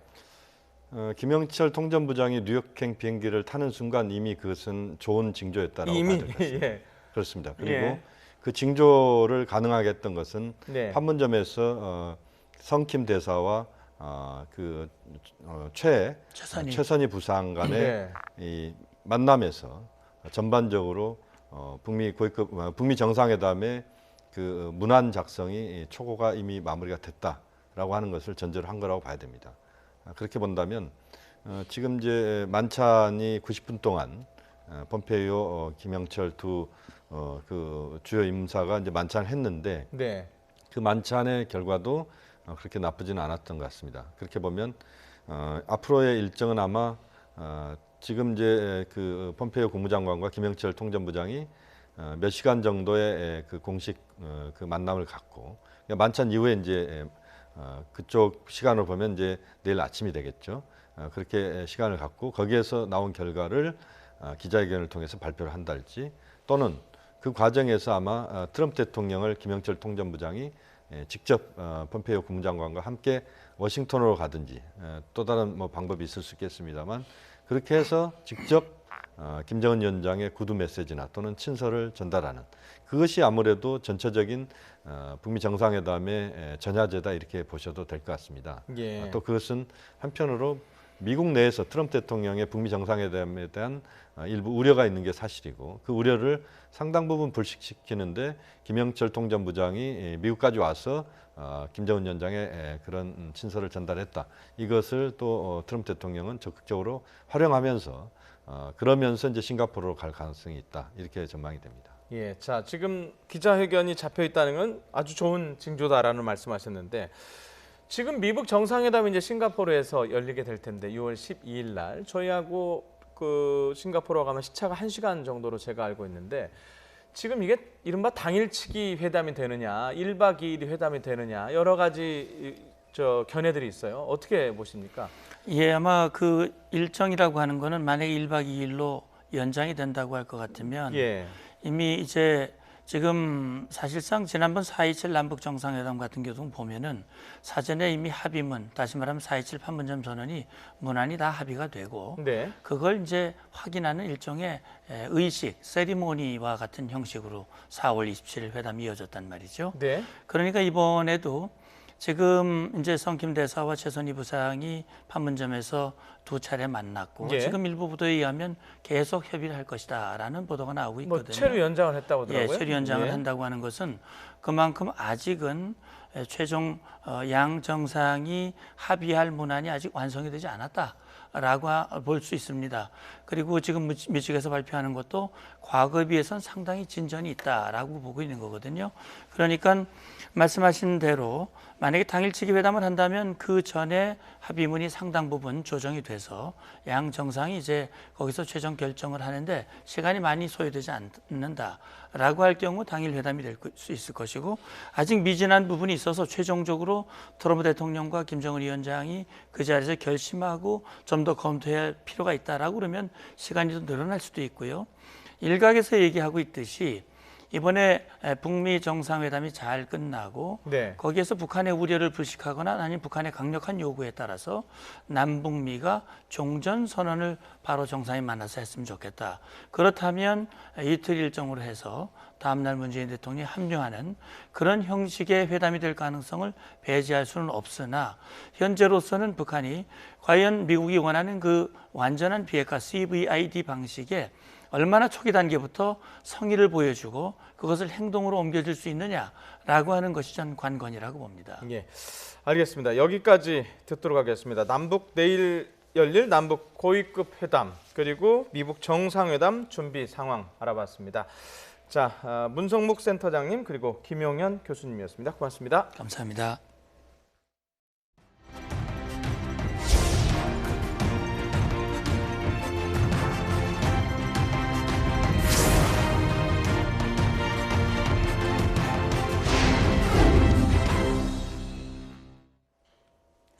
직원들을 상습 폭행한 혐의를 받는 한진그룹 조양호 회장의 부인 이명희 씨에게 경찰이 구속영장을 신청했습니다. 취재기자 연결합니다. 권남기 기자. 네, 사회부입니다. 네, 자세한 내용 전해주시죠. 네, 경찰은 특수폭행 혐의 등으로 대한항공 조양호 회장의 부인 이명희 씨에게 조금 전 구속영장을 신청했습니다. 이 씨에겐 특수상해와 상해, 특수폭행, 상습폭행, 업무방해, 모욕 혐의 등이 적용됐습니다. 이 씨는 지난 2011년 8월부터 지난 3월까지 서울 평창동 자택 등에서 직원 11명에게 24차례에 걸쳐 폭행을 가한 혐의를 받습니다. 이 씨는 경비원에게 가위를 던지거나 차량에 물건을 싣지 않았다는 이유로 운전기사의 다리를 발로 차기도 한 것으로 드러났습니다. 또 이미 영상이 공개된 것처럼 인천의 호텔 공사 현장에서 직원을 때리고 공사 자재를 발로 찬 혐의도 받고 있습니다. 경찰은 이 씨가 우월적 지위를 이용해 죄의식 없이 상습 폭행을 저질렀다며 영장 신청 이유를 설명했습니다. 또 이 씨가 2차례에 걸친 경찰 조사에서 혐의를 부인하고 있는 만큼 증거를 없앨 우려도 있다고 덧붙였습니다. 경찰은 수사 착수 이후 참고인 170여 명을 접촉해 이 씨의 혐의 내용과 시기 등을 파악했습니다. 앞서 이 씨는 지난 28일과 어제 경찰에 출석해 조사를 받았지만 인천 공사장 폭행을 제외한 혐의는 대부분 부인했습니다. 지금까지 사회부에서 전해드렸습니다. 임종석 대통령 비서실장이 자신을 주사파라고 주장하는 보수 농객 지만원 씨를 고소했습니다. 서울중앙지방검찰청은 최근 지 씨를 피고소인 신분으로 불러 임종석 실장에 대해 주사파나 빨갱이라는 표현을 쓴 이유를 조사했습니다. 앞서 지 씨는 지난해 자신이 운영하는 홈페이지에 수차례 글을 올려 임 실장을 주사파나 빨갱이, 저승사자 등으로 표현했습니다. 대출을 알선해주겠다고 속여 무려 4억 원을 뜯어낸 전화 금융사기 조직이 경찰에 붙잡혔습니다. 영화 같은 사기 행각에 감쪽같이 속은 50대 사업가는 범행이 드러난 뒤에도 믿을 수 없다며 망연자실했습니다. 영상 함께 보시죠. 은행 자동화기기에서 돈을 뽑던 남성이 경찰의 덜미를 붙잡힙니다. 차 안에서는 현금 따발과 함께 범행에 쓰인 카드도 여러 장 발견됐습니다. 저축은행 직원을 사칭해 싼 이자로 대출을 해주겠다며 전화 사기를 벌인 일당인데요. 신용등급을 올리기 위해 수수료가 필요하다며 돈을 요구해 2달여간 50대 사업가에게 무려 4억 400만 원을 가로챘습니다. 단일 피해로는 역대 4번째 규모인데요. 경찰은 22살 강모 씨 등 4명을 구속하고 1명을 불구속 입건했습니다. 싼 값에 운전면허를 따게 해주겠다며 수강생들을 끌어모은 불법 업체와 강사들이 무더기로 적발됐습니다. 서울지방경찰청은 자격 없이 운전교육을 한 혐의로 62살 박모 씨를 비롯한 9개 업체 대표와 강사 등 39명을 불구속 입건했습니다. 이들은 일반 업체보다 싼 값에 운전 교육을 해주겠다고 홍보해 불법 강습으로 지난 3년간 모두 11억 원을 챙긴 혐의를 받고 있습니다. 연일 야구계에 충격을 안기고 있는 넥센 구단이 그동안 선수 트레이드 과정에서 130억 원이 넘는 뒷돈을 챙긴 것으로 드러났습니다. 소문으로만 떠돌던 넥센의 선수 장사가 사실로 확인된 겁니다. 안윤학 기자가 보도합니다. KBO 리그 사무국은 지난해 넥센이 NC, KT와 트레이드하면서 뒷돈 6억 원을 신고하지 않은 사실을 확인하고 전수조사에 나섰습니다. 그리고 단 하루 만에 SK를 제외한 8개 구단이 자진 보고 형식으로 뒷돈 제공 사실을 털어놨습니다. 금액이 충격적입니다. 23번의 트레이드를 통해 넥센이 챙긴 뒷돈은 무려 131억 5천만 원으로 드러났습니다.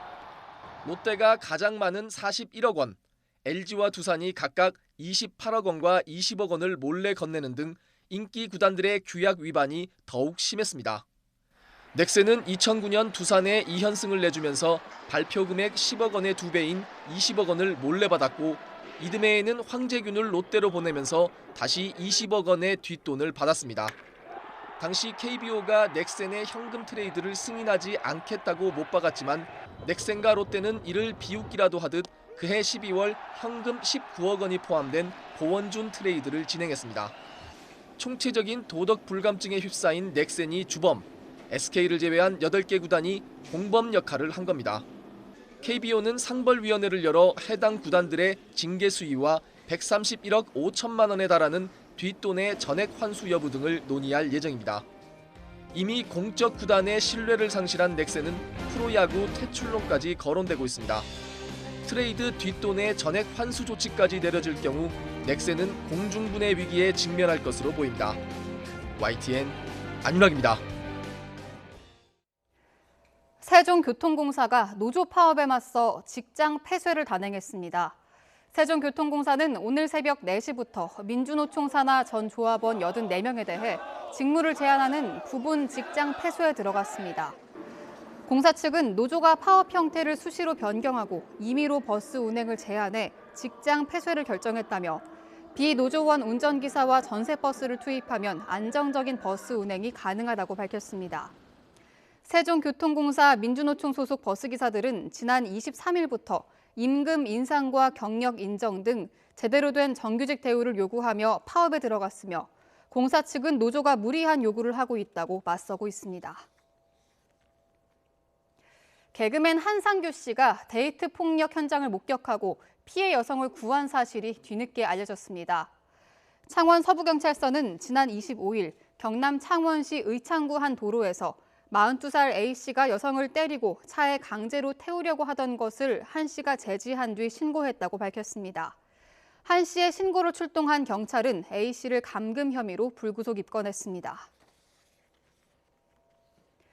조선왕조 궁중현판과 만인소가 유네스코 세계기록유산 아시아 태평양 지역 목록에 등재됐습니다. 문화재 측량에 따르면 두 유산은 광주에서 진행 중인 제8차 유네스코 세계기록유산 아시아 태평양 지역위원회 총회에서 목록 등재가 확정됐습니다. 조선왕조 궁중현판은 글씨나 그림을 나무판에 새겨 궁궐이나 종묘 건물에 건 유물이며 만인소는 조선시대 지식인 만여 명이 자발적으로 연명해 왕에게 올린 청원서입니다. 우리나라 축구대표팀의 전력이 러시아 월드컵 본선 출전 32개 팀 가운데 26위로 평가됐습니다. 영국 일간 미러는 자체 분석한 파워 랭킹을 홈페이지에 공개하고 한국을 26위에 같은 F조인 독일을 1위로 평가했습니다.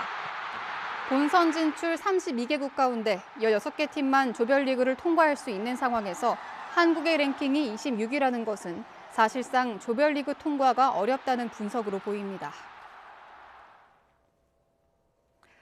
전국이 맑은 가운데 초여름 더위가 이어지고 있습니다. 특히 햇살이 강하게 내리쬐면서 자외선 지수가 높다고 하는데요. 자세한 날씨 알아봅니다. 권예인 캐스터. 네, 청계천에 나와 있습니다. 네, 햇볕이 강해 보이는데요. 기온도 많이 올랐다고요? 네, 맑고 파란 하늘에 햇살이 강하게 내리쬐면서 기온이 껑충 뛰어 올랐습니다. 현재 서울 기온이 26.2도까지 오르며 예년보다 더운 날씨가 이어지고 있는데요.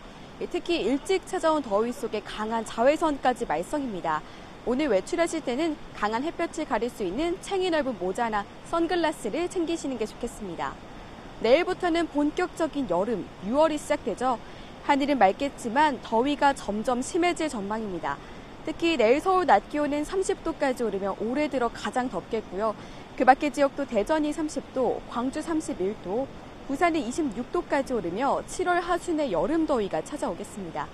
높은 기온과 함께 내일은 자외선도 오늘보다 더 강해지겠습니다. 내일 전국의 자외선 지수는 매우 높은 수준까지 치솟겠는데요. 이 정도면 햇볕에 무방비로 노출할 시에 30분 안에 홍반이 생기거나 화장을 입을 수 있는 수준입니다. 외출 시에는 자외선 차단제를 수시로 덧발라주시는 게 좋겠습니다. 당분간 뚜렷한 비 소식 없이 하늘 표정 좋겠고요. 한낮에는 초여름 더위가 이어지겠습니다. 기온이 크게 오르며 오존도 말썽입니다. 현재 수도권과 충남, 호남과 경남 지역의 오존 농도가 나쁨 수준 보이고 있습니다. 노약자와 호흡기 약하신 분들은 오후 2시부터 5시 사이 외출을 자제하시는 게 좋겠습니다. 지금까지 청계천에서 YTN 권혜인입니다. 신용 때문에 중고차 구입이 어려우신가요? 리드카에서는 신용이 낮아도 현금 한 푼 없이 중고차를 구입하실 수 있습니다. 최저금리 5%, 최장 72개월 할부 혜택까지 1688-7373. 잠깐! 그냥 아무 칫솔이나 쓰시려고요? 칫솔모가 3개니까 진짜 좋더라고요. 3개의 칫솔모가 왕복과 틀어내림을 동시에 쿨샤로 바꾸세요. 깜짝 놀랄 거예요. 자동 칫솔 쿨샤. 때. 그 어떤 때에도 액취라면 걱정 없지. 미세먼지 한 톨까지 탈탈. 돈와리 두 액츠. 당신의 자산관리 코치는? 펀드는 한 푸. 딱 맞춰주니까. 평생 든든하니까. 주식 투자도 한 푸. 원칙을 지키니까. 한 푸를 만나면 수익률이? 자산관리는 역시 한국투자. 이 시각 주요 뉴스입니다. 김영철 북한 노동당 부위원장과 마이크 폼페이오 미국 국무장관이 뉴욕에서 실무 만찬 회동을 했습니다. 김 부위원장과 폼페이오 장관은 우리 시간으로 오늘 밤 공식 고위급 회담을 열어 북한의 비핵화와 체제 안전 보장 등을 놓고 최종 담판을 벌일 것으로 보입니다. 문재인 대통령이 북미 정상회담 시기에 싱가포르를 방문해 남북미 3국 정상회담을 할 가능성과 관련해 백악관이 계속 조율 중이라는 입장을 밝혔습니다. 청와대는 3국 정상회담 개최는 북미 정상회담의 성공에 연동돼 있다고 설명했습니다. 오늘부터 6.13 지방선거와 국회의원 재보궐선거의 공식 선거 운동이 시작됐습니다. 거리 유세와 선거 벽보 부착 등이 시작되면서 본격적인 선거전에 막이 올랐습니다. 양승태 대법원장 시절 재판 거래 파문이 커지면서 고발과 항의 집회가 잇따르는 가운데 김명수 대법원장은 사법행정권 남용 특별조사단으로부터 관련 자료를 보고받았다며 현재 결론을 정하기 위해 심사숙고하고 있다고 말했습니다. 경찰이 한진그룹 조양호 회장의 부인 이명희 이루재단 이사장에 대해 구속영장을 신청했습니다.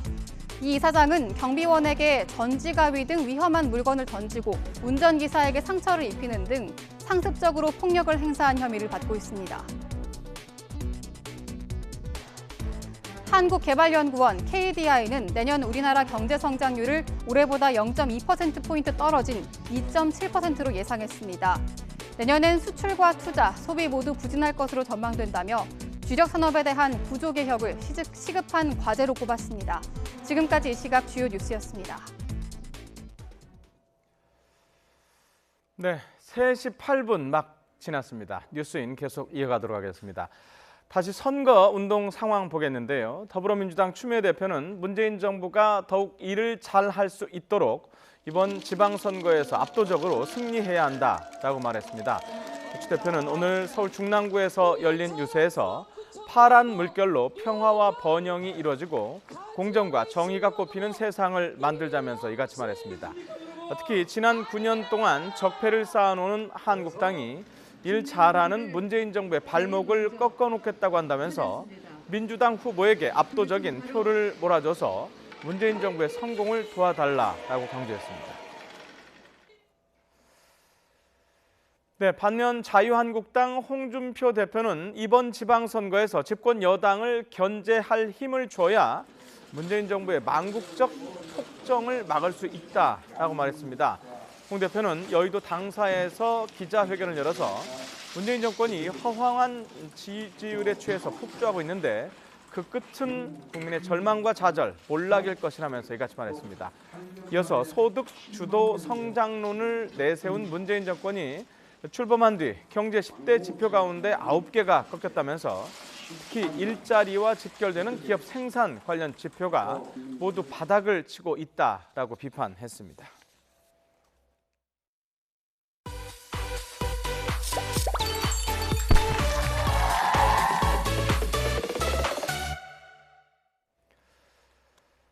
네, 6.13 지방선거 선택일 2주 앞으로 다가왔는데요. 공식 선거운동 시작과 함께 전국 구석구석에서 표심을 잡으려는 후보들의 열띤 경쟁이 지금 펼쳐지고 있습니다. 앞으로 당분간요, YTN 앵커가 직접 유세 현장에서 생생한 소식을 전해드릴 예정인데요. 먼저 그 첫 번째 순서로 서울시장 후보들의 유세 현장으로 가보겠습니다. 오늘은 기호 1번입니다. 더불어민주당 박원순 후보인데요. 차연주 앵커가 현장을 다녀왔습니다. 네, 저는 더불어민주당 박원순 후보의 선거 유세 현장에 나왔습니다. 오늘부터 후보들의 공식 선거 운동이 시작됐죠. 후보들은 아침 일찍부터 서울 시내 곳곳을 누비면서 선거 유세를 벌이고 있는데요. 박원순 후보 4년 전에는 트레이드 마크가 커다란 배낭이었습니다. 이번에는 어떤 모습으로 선거 유세를 하고 있을까요? 직접 만나보겠습니다. 후보님 안녕하십니까? 네, 안녕하세요. 반갑습니다. 네, 4년 전에도 제가 유세 현장에 이렇게 찾아왔었는데 그때는 커다란 배낭이 트레이드 마크였단 말이죠. 이번에는 배낭이 안 보이는데 이번 선거운동의 키워드를 꼽자면 뭐가 있을까요? 이번에는 제가 서울시장 되는 것도 중요하지만 저뿐만 아니라 우리 25개 구의 구청장 또 시의원, 구의원들이 다 당선되면 좋겠다. 그래서 제가 우리 2018년 지방선거의 야전사령관으로 서울을 압도적으로 승리하겠다. 이게 제 컨셉입니다. 그러면 오늘 그 컨셉에 따라 이동을 하셨을 것 같은데 어디 다녀오셨나요? 그렇습니다. 이미 자정 지나면서요. 우리 지하철 청소 노동자도 만나고 또 그 민생도 챙기고 그다음 평화시장도 가보고 그다음에 또 지하철 그 상황실도 가고 뭐 119 센터도 가보고 이렇게 안전과 민생을 챙겼고요. 그다음에 2시간 딱 자고 나서 그다음에는 이제 이 지역에 또 어찌 보면 접전 지역 그 자유한국당 상대 그 구청장이 지금 오랫동안 집권했던 그런 곳을 오늘 계속 다닙니다. 벌써부터 정말 많은 곳을 다녀오셨네요. 다 갔다 왔고요. 네. 오늘 이제 중랑 거쳐서 노원, 중구, 강남 이렇게 갑니다. 네, 오늘 시민들도 많이 만나셨을 텐데 만나보니까 반응이 좀 어떻던가요? 보시다시피 지금 뭐 대단한 열광적인 지금 분위기잖아요. 네, 이런 열광적인 분위기를 이끌 수 있었던 데는 박원순 후보님의 매력이 있었을 텐데 후보님이 꼽으시는 자신의 매력이 있다면 어떤 게 있을까요? 매력은 역시 얼굴이죠. 요새 저 잘생겼다는 사람이 많아요. 근데 얼굴보다는 역시 마음이죠. 시민을 사랑하고 또 시민의 마음을 늘 읽고 그리고 시민을 위로하고 공감하고 함께하는 이런 마음이 제 매력이죠. 네. 그런데 제가 공식 홈페이지를 잠시 봤더니 이런 내용이 있더라고요. 노잼이라고 나 웃긴 사람이야 라는 게 있던데 그 웃긴 매력을 지금 잠시 뽐내주실 수 있을까요? 아니 그건 옛날 얘기고요. 지금은 제가 예능 본능이 완전히 살아나가지고 네, 뭐 가는 것마다 아까 이거 춤추는 거 못 보셨어요? 지금 잠시 한번 보여주실까요? 하나, 둘, 셋, 넷. 네, 제 점수는요. 네, 그러면 이제 본격적으로 공약에 대해서 여쭤볼 텐데요. 구체적인 공약은 정치부 기자들이 취재를 하고 있거든요. 간단하게 이것만은 내가 서울시를 위해 꼭 하겠다라는 게 있다면요? 저는 시민의 삶을 바꾸는 10년 혁명을 완수하겠다 이렇게 말씀드렸는데요. 그중에 하나만 소개드리면 우리 서울의 자영업자가 100만 명이 되는데 이분들의 삶을 바꾸겠다. 그래서 가장 고통받는 게 카드 수수료예요. 그래서 카드 수수료가 너무 비싸기 때문에 이걸 거의 제로한다. 그러니까 핀테크 기술을 이용해서 카드 수수료를 거의 뭐 제로하겠다. 이게 첫 번째고요. 두 번째는 이 자영업자에게 또 어려운 게 아파도 병원을 못 가요. 왜냐하면 가게를 문을 닫을 수가 없으니까. 그래서 2주간 14일간을 이렇게 비울 수 있도록 서울시가 유급 병가를 드립니다. 세 번째는 또 폐업률이 거의 80% 이루고 있습니다. 생존율이 20%밖에 안 되기 때문에 이분들이 그 실업 안전망에 들어올 수 있도록 고용보험료를 서울시가 지원합니다. 네, 알겠습니다. 그런데 후보님께서 여태까지 서울시를 이끌어 오셨지 않습니까? 지금까지 시정에 대해서 점수를 좀 매긴다면 10점 만점에 몇 점 정도 주실 수 있으세요? 그건 제가 매기기 힘들고요. 시민들이 매기는 것인데 얼마 전에 그 여론조사를 보니까 서울시정 만족도가 70% 정도 되더라고요. 70%. 네, 그 정도는 되는 것 같습니다. 네, 그러면은 그 나머지 30%의 감점 요인, 좀 아프다 생각했던 그 감점 요인이 있다면 뭘로 꼽을 수 있을까요? 뭐 그런 것도 사실 상당히 있죠. 왜냐하면 7년 동안 완성하지 못한 것도 있고요. 그다음에 또 시행착오도 있었고 그랬는데 저는 이런 시행착오조차도 하나의 자산이다. 그러니까 다른 후보와 달리 제가 서울시장이 되면 나머지 4년 동안은 이런 시행착오 없이 그냥 바로 서울시가 지금까지 미진했던 것을 완성할 수 있기 때문에 이것도 큰 자산이다 이렇게 생각합니다. 네, 오늘 말씀 여기까지 듣겠습니다. 오늘 앞으로도 선거운동 열심히 하시기 바랍니다. 네, 고맙습니다. 감사합니다. 네, 오늘 이렇게 더불어민주당 박원순 후보 만나봤고요. 내일은 자유한국당 김문수 후보를 만나러 가보도록 하겠습니다. 지금까지 YTN 차현주입니다. 네, 들으신 대로 얼굴이 매력이라는 박원순 후보였고요. 내일은 김문수 한국당 후보 만나보도록 하겠습니다. 더불어민주당은요, 양승태 전 대법원장이 박근혜 정부 시절에 청와대와 사실상 재판 거래를 시도했다는 의혹과 관련해서 진실 규명과 피해 구제를 위해서 국정조사 등이 필요하다라고 말했습니다. 홍영표 원내대표는 정책조정회의에서 사법부 독립 최후 보루인 대법원이 청와대 구미에 맞는 판결을 일삼았고 특히 KTX 여승무원 해고와 전교조 문제, 철도공사 파업 등 노동 관련한 잘못된 판결을 바로잡아야 한다고 이같이 지적했습니다. 김태년 정책위 의장도 사법부 일의 정치권이 언급하지 않는 게 바람직하지만은 헌법 질서에 도전한 행위에 대해서는 대법원의 책임 있는 후속 조치가 필요하다고 덧붙였습니다. 자유한국당은 단식 도중에 30대 남성으로부터 폭행당한 김성태 원내대표를 조롱하는 댓글을 방치했다면서 검찰에 포털 웹사이트 네이버를 고발했습니다. 한국당은 폭행 사건 당시에 네이버가 기사 12개를 메인 화면에 배치했고 관련 기사에 댓글 13만 개가 달렸지만은 네이버가 악성 댓글을 그대로 뒀다고 밝혔습니다. 한국당 측은 사법당국이 철저한 조사를 통해서 네이버의 댓글 관리 책임에 대한 판단을 내려야 한다면서 네이버 역시 악성 댓글로 피해를 보는 일이 없도록 신속한 조치에 나서야 한다고 강조했습니다.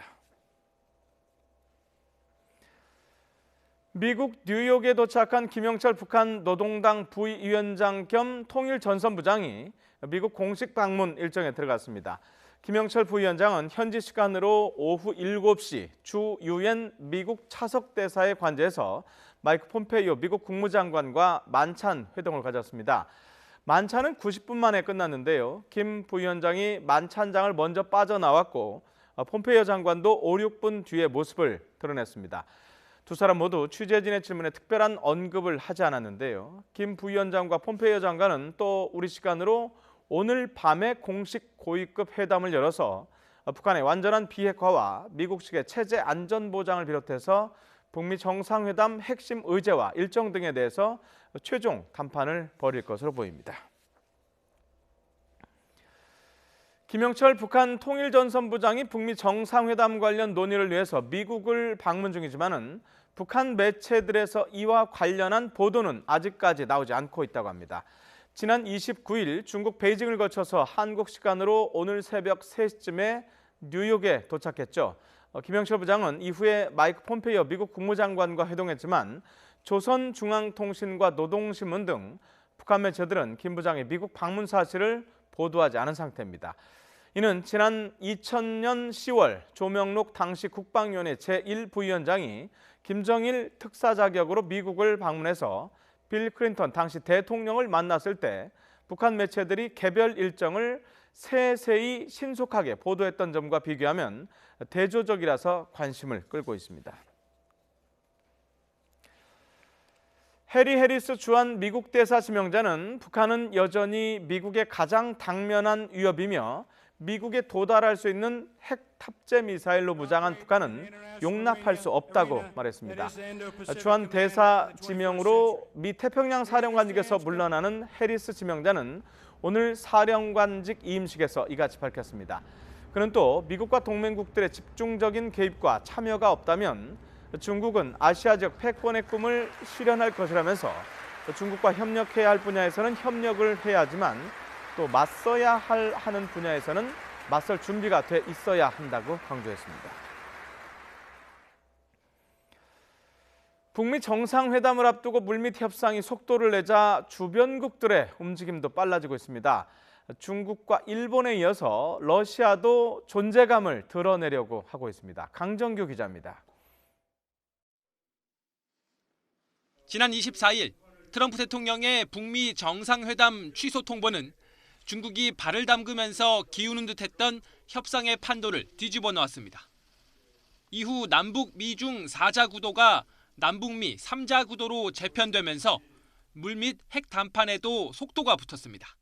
북미 정상회담이 성공할 경우에 남북미 3자 정상회담을 통해서 종전 선언이 추진되었으면 좋겠다라는 기대를 가지고 있습니다. 회담의 불씨가 되살아나자 왕년의 6자회담 참가국들도 바빠지기 시작했습니다. 중국은 관영 매체를 통해 종전선언과 한반도 평화체제 논의에서 정전협정 당사국인 자신들을 배제하려는 움직임을 꼬집었습니다. 이어 한미가 중국을 가볍게 봐서도 탓해서도 안 된다고 날을 세웠습니다. 일본은 북미 정상회담 전후로 미일 정상회담과 북일 외무상 회담을 추진하는 등 재팬 패싱 논란을 불식하기 위해 안간힘을 쏟고 있습니다.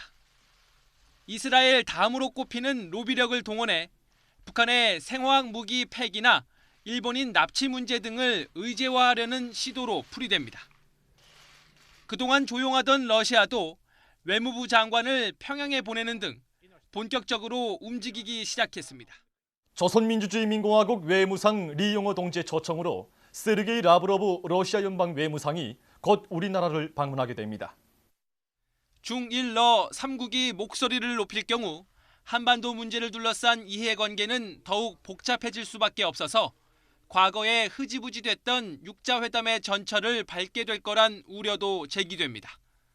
YTN 강정규입니다. 국제뉴스입니다. 바티칸에서 프란치스코 교황이 지켜보는 가운데 한국 태권도 시범 공연이 열렸습니다. 교황은 남북한과 세계의 평화를 염원하는 공연이었다며 감사의 뜻을 표했습니다. 황보선 유럽 특파원이 보도합니다. 바티칸 성 베드로 광장에서 프란치스코 교황 주재로 열린 수요 일반 아련 미사. 흰색과 검은색 도복을 입은 태권도 시범단이 무대에 오릅니다. 슈베르트의 아베 마리아 선율이 흐르고 무술과 춤이 어우러진 유려한 태권 군무가 펼쳐집니다. 거꾸로 돌며 고난도 공중 발차기를 선보일 때는 신자들 사이에 탄성과 박수가 터집니다. 공연의 주제는 평화가 승리보다 더 소중하다. 평온과 화합을 염원하는 마음을 태권무에 담았음을 현수막으로도 펼쳐 보였습니다. 이를 지켜본 프란치스코 교황은 남북한이 함께 평화를 이루려는 의지를 담은 공연으로 전 세계에 중요한 메시지를 전해줬다며 고맙다는 뜻을 표했습니다. È stata una mostra di volontà di pace. Le due Coree insieme. È stato un messaggio di pace per tutta l'umanità. Grazie. 이번에 교황청은 파격적으로 태권도 시범을 아련 행사 중간에 배치했습니다. 교황은 시범 단원들과 일일이 악수하고 격려하면서 한반도 평화를 지지하는 마음을 아련 미사에 나온 신자 수천 명에게 보여줬습니다. 다만 이번 공연은 애초 교황청 초청으로 남북한 태권도가 처음으로 바티칸에서 함께하는 행사로 열 계획이었지만 북한 측의 불참 통보로 한국 태권도만 무대에 올라 아쉬움을 남겼습니다.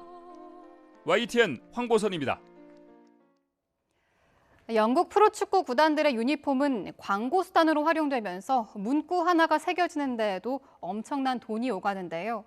명문 구단 아스널이 최근 거액을 받고 한 국가의 관광 홍보 문구를 유니폼에 넣기로 했는데 이 계약이 논란을 일으키고 있습니다.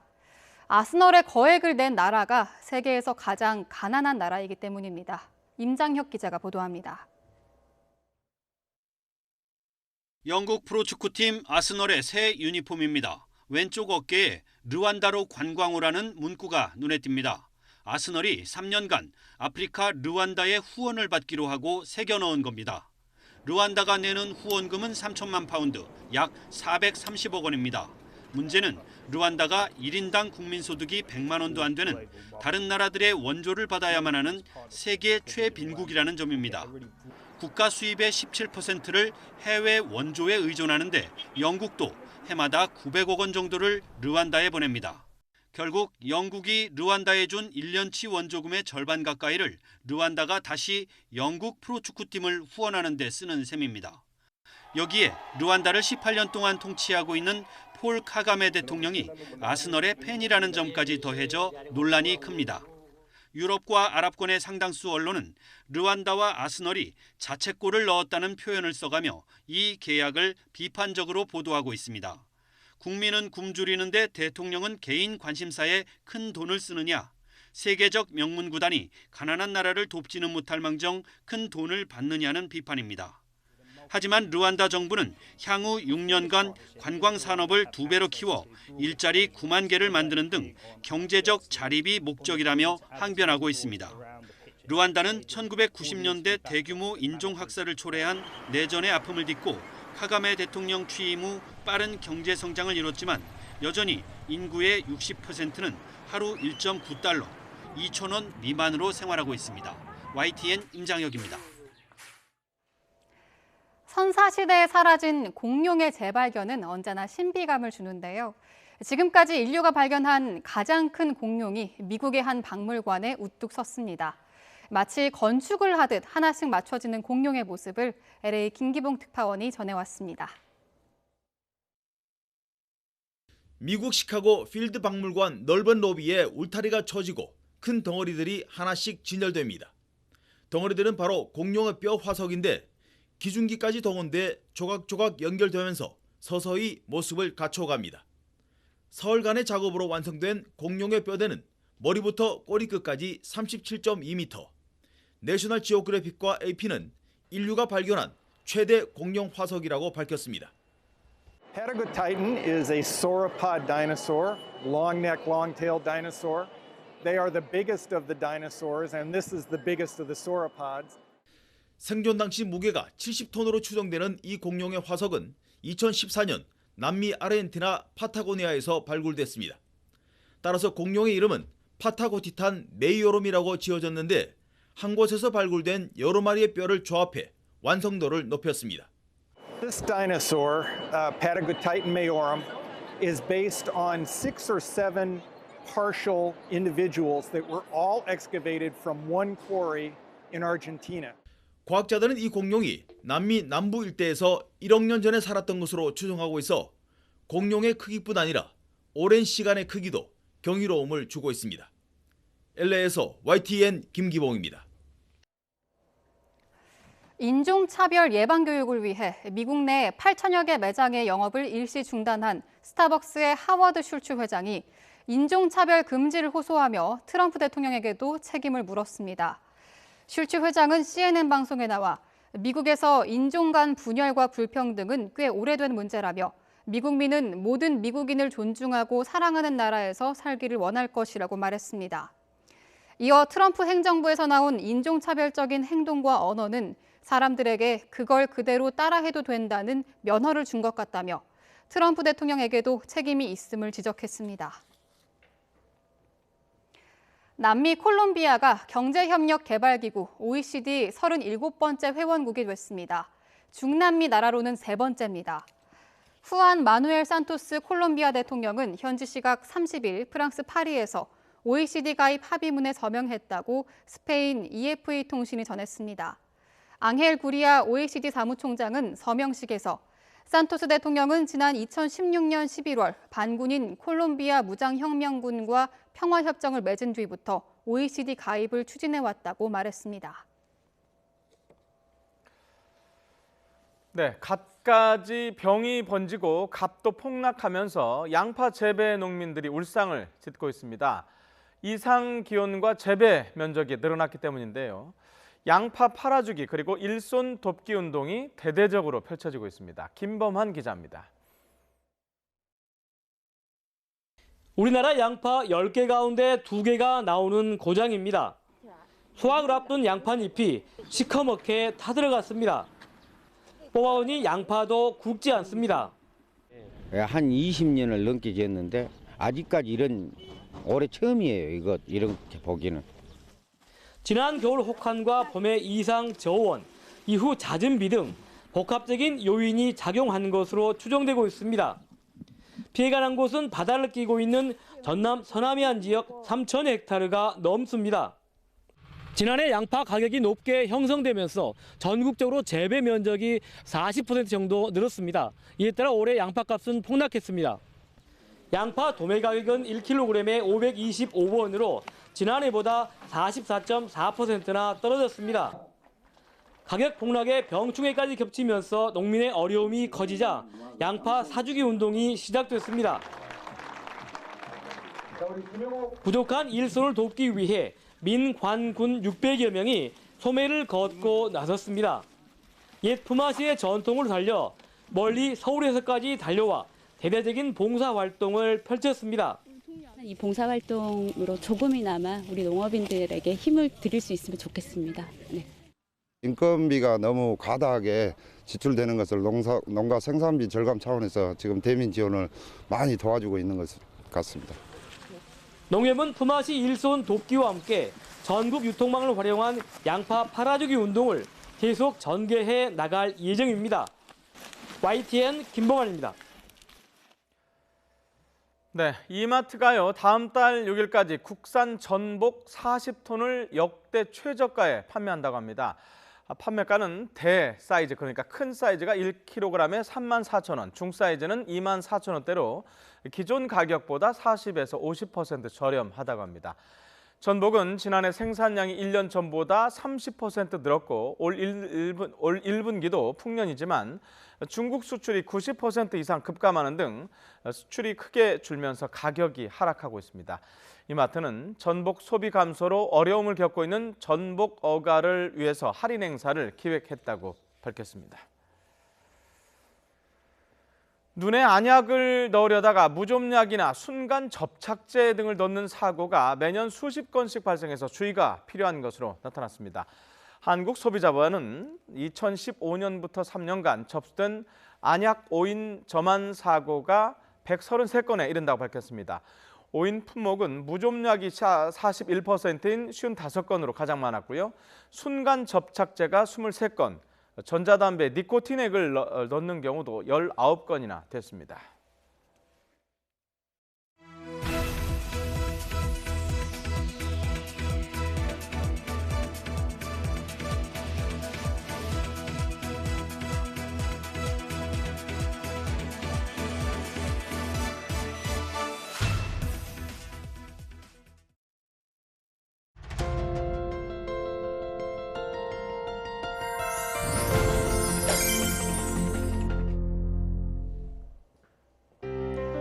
택배기사가 택배 상자를 층층이 쌓아 옮기고 있습니다. 위태위태하다 싶더니 그만 상자가 터지고 마는데요. 이 상황을 목격한 시민들, 저마다 주저없이 도움의 손길을 내밉니다. 떨어진 물건을 함께 주워서 상자에 담는 건 기본. 터진 상자를 붙이라면서 직접 테이프를 사와 건네기도 합니다. 책가방을 메고 지나가던 어린이도 곧장 무릎을 꿇고 물건을 담고요. 한 학생은 다리가 아픈 상태에서도 상자를 나눠 들고 배달을 도왔습니다. 난처한 상황을 보고 내일처럼 허리를 굽히는 시민들의 모습에 마음이 따뜻해집니다. 네, 5월의 마지막 날 뉴스인은 여기까지입니다. 내일부터는요, 저희가 약간 변동이 있습니다. 뉴스인은 오후 1시 49분이 아니라요, 오후 2시 정각에 시작을 합니다. 내일 2시 정각에 다시 뵙겠습니다. 고맙습니다.